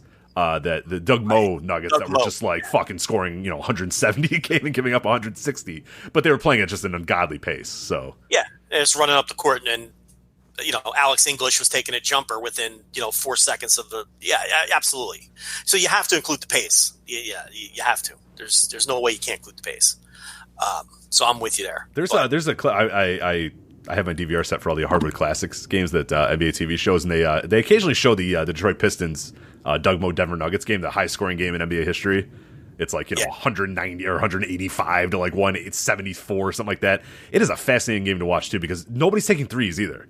It's just they're running and shooting and missing and running and shooting and missing and they're just shooting, they're just constantly shooting and putting shots up, but nobody's shooting threes, nobody's playing defense. It's a fascinating game to watch in hindsight, and like the announcers know right off the bat. 18-foot jumpers. Yeah, and the announcers know too. Like within 4 minutes, they're like, "Well, boy, this is going to be a big one here," because Alex English hits just the first 6 shots or whatever, and it's like, "Oh boy, this is how this is going to go." And it's a fascinating game to watch too because you assume a team scored 180. Well, of course they're going to be shooting threes left and right, but they don't even shoot any threes. Alex English didn't take threes.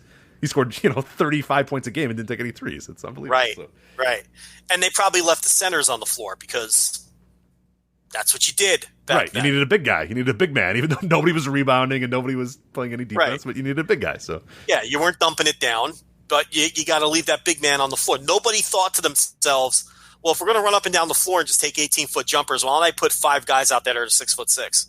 Nobody thought about that. So you probably had some lumbering 7-footers in that game, dragging each other up and down the floor for no good reason. Yeah, I think Dan Issel might have still been on that team at that point too, where he was going to put up some shots for you anyway. So Issel, yeah, he'd shoot, yeah, Kiki Vandeweghe too. He never met a shot he didn't like either. Kiki Vandeweghe, yeah. I mean, he was one of the early 3-point contest participants. Yeah, back in those days. So even though he was a big guy, the original stretch 4, Kiki Vandeweghe. Before that was even a thing. All right, well, this episode of the Over and Back Classic NBA podcast. Thanks, Joe, for filling in. I like this. You want to come in on the Over and Back one of these days? I can do it. I can do it. Yeah, I can do that better than I can do like a modern NBA podcast. Yeah, I like this. We'll do a Let's Remember Some Guys where you come in on the Over and Back Classic NBA. Only if we could talk Juve. Only if we could talk Juve Blob. Oh, absolutely. We never miss an opportunity to talk. Mike Smrek is another one that we talk about all the time too. Do you remember him? Mike Smrek, absolutely.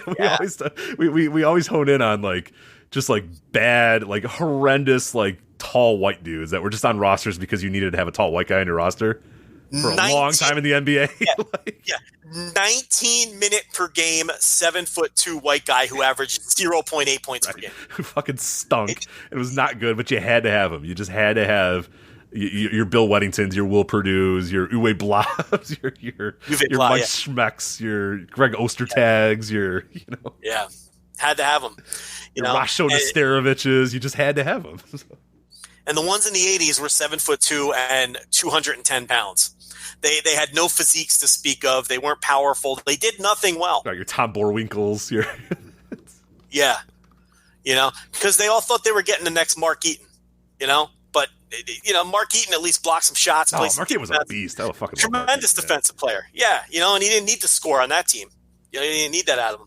So you draft these 7'2" white dudes, hoping you'd get the next Mark Eaton, but you didn't. You got the next Mike Smrek. You got Uwe Blob, and they were completely useless. Chris Dudley, bring nothing to the table. He spent 20 years in the league and scored, I think, 30 points total. He's just fucking terrible. Guy did absolutely nothing. He just was completely useless. Just got Shaq's nuts thrown in his face. That's about all he ever did.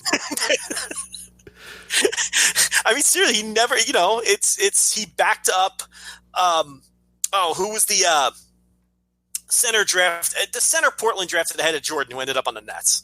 Sam Bowie. Yeah, he backed up, Chris Dudley backed up Sam Bowie for 8 years and did absolutely nothing well. And I think he shot 30% from the free throw line. Yeah, he's free throw shooter of all time. So he played. This is incredible. I love this. This is the greatest segment that we've ever done. So we played 886 games, which, by the way, this is an upcoming show on the Over and Back Pocket. We're actually doing research for it now. Guys with the longest careers who were terrible, like just bad players who had long careers. Chris Dudley is one that we've brought up here. 886 career NBA games. He averaged 3.9 points per game. Yeah. and he played real minutes a lot of those years. Yeah, he played 18.4 minutes per game. So exactly like you said, 18 minutes a game. He shot 41% from the field. This man is 7'2". He's at the basket. Right? He's 7'2" and never left the paint. Like, you got to remember, this is late 80s basketball. He never left the paint. He's shooting 40%. He's shooting 40% even though he's 2 inches from the rim. He wasn't even setting picks at the top of the key. This man was planting himself under the basket, and he shot 41% for his career. I bet you he never took a jump shot. Yeah, they don't. Unfortunately, they don't have the long-term numbers there. But yeah, I guarantee you there were years he took 0 jump shots. I watched the guy play. I would go to Nets games when I was a kid. He was horrendous. And then Sam Bowie left, and they brought in Benoit Benjamin, and then he backed up Benoit Benjamin for a little while, I think. Who also stunk, by the way, Benoit Benjamin, but he didn't stink on this level. But I do like a little Benoit Benjamin. Yeah, that was. And you know who? Chris Dudley played with Jack Haley for a few years. He did, yes. Jack Haley, who got a Bulls gig just because Dennis Rodman needed a babysitter, so they Jack Haley come. Yeah. So Dennis Rodman and Jack Haley had the same taste in music, so they brought in Jack Haley just to hang out with Dennis Rodman and get him to the hotel at least by like 4 a.m. instead of he didn't even play, right? Isn't there a year he didn't even play? Yeah, he played like 3 games and got a ring. It's pretty awesome. So yeah, just to hang out with Dennis Rodman. He's another one who was fucking horrendous. So as we talk about horrendous, bad, tall white guys potentially on the Nets in the early 90s. Do you remember Dwayne Schitznitz or whatever the fuck it was? Or what was it? Dwayne Schitznitz. Yeah, he came from the Sixers, and he had that flat top haircut, and he played he played college ball, I believe, at Florida. Yeah, he did. Yeah, I remember him in college too, Dwayne Schitznitz. Okay, and it's like, and he came to the Nets with a lot of fanfare, and it's like, you know, I remember even as like a 12-year-old kid being like, what? This guy's not going to do shit. It's Dwayne Schitznitz. I think he had a pretty decent contract too. Now, he didn't have that John Koncak contract. No, that's an all-timer there, yeah. Koncak to contract. He's another 7-foot white guy who was horrendous, but he had, you know, Hawks for whatever reason, you know, gave him that at the time what was a huge deal. I think he got like a 6-year, $5 million contract, which at the time was like, you know, bank breaking, and people were like, why? He's another guy who averaged like 6 points per game. So what are you doing? And you already have Kevin Willis on the team. You don't even need him.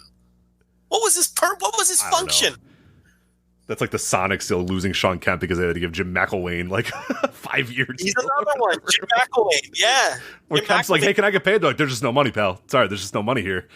He's like, you just gave Jim McElwain like a $40 million contract. Like, well, yeah, we did. So it's incredible. They would just pay for height in those days. Yeah, that's over now. So all right, that was awesome. Taco Fall wishes he played about 20 I know. Taco Fall. Bull is playing for the Windy City Bulls, and if you don't think I'm gonna waddle my ass over to the Sears Center where AEW Dynamite's gonna take place next week, that's where the Windy City Bulls play, and Bull is a bull, and I'm there. I cannot wait. So. Bull has some skills, though. I know. I can't wait to watch it. I'm going to go. I got to go. I already have my friends ready. We're all set to go. We have a few dates that we're going to try to make it out there. It's not far from my house. It's nice and close. The tickets are like $5, and we get to see a future NBA legend in you know, before he makes it big. So let me drop one more. Joe Klein. Oh, God. Joe Klein. They just have the best names, too. Right? Yeah, they all just sound like your uncles or like, you know, like, yeah, your second cousin who played, you know, or yeah, your uncle who played high school basketball was named Joe Klein. You're like, oh, yeah, Uncle Joe. Yeah, oh, Joe, yeah, he played vol. He was a, you know, all state in, you know, 1964. And then, you know, you go to his house and there's a little plaque that says, you know, congratulations, Joe Klein. Yeah, All-State selection, 1967 or something. So. Yeah, averaged 17 points per game in high school. You know, it's like they don't even have cool names. These guys, Joe Klein, Dwayne Schitznitz, Chris Dudley. And these aren't even cool names. Mike Schmidt's a pretty cool name though, and Mike Blave is a good one as well. Oh, this is incredible. Thank you. Well, Over and Back Classic NBA podcast as well. If you want to @Over and Back NBA, overandbacknba.com. We're gonna get Joe on there sometime and join us for a Remember Old Bad White Guys episode. So. Absolutely. I can't wait. That sounds incredible. So yeah, that was that. That's the Voice Wrestling Flagship with a bonus Over and Back NBA podcast at the end. I feel like there should have been a white NBA center named McClunky. It fits. McClunky. I don't know if there. I think there might have been. Hold on a minute. It fits. I feel like there should have been. McClunky. Yeah, that's. There was a lot of mix, but that was kind of in the '60s. The mix kind of ended. Yeah. There for a while. Eddie Irish moved on. Unfortunately, the game passed on the. Fortunately, the Irish. We had Jim McMillan, but he was in the '70s. Dick McGuire, it's in the 60s as well. I feel like there should have been a center at some point in the NBA named Bill McClunky. Just terrible, just totally useless. A bad mustache, awful haircut. There was a Billy McKinney, but I forget what his deal was. He was 6 foot. He was the hummingbird. Oh no, I know that Billy McKinney. Not Billy McKinney's cool. Yeah, I don't know. I don't know. No NBA players named McClunky, huh? No, I'm not finding any right now. So you're right, though. That does sound like a good. If I told you there was a guy, named Bill McClunky who played, 3 years on the Rockets backing up Hakeem Olajuwon, I would 100% believe you. Yeah, you would have believed me. Yeah, absolutely. You would have just went with it. You would have went with it. Oh God, this is incredible. Great stuff here. Anyway, that's it for Joe, and that's it for me. We'll talk to you guys next time on the Voice Wrestling Flagship Podcast. Take care.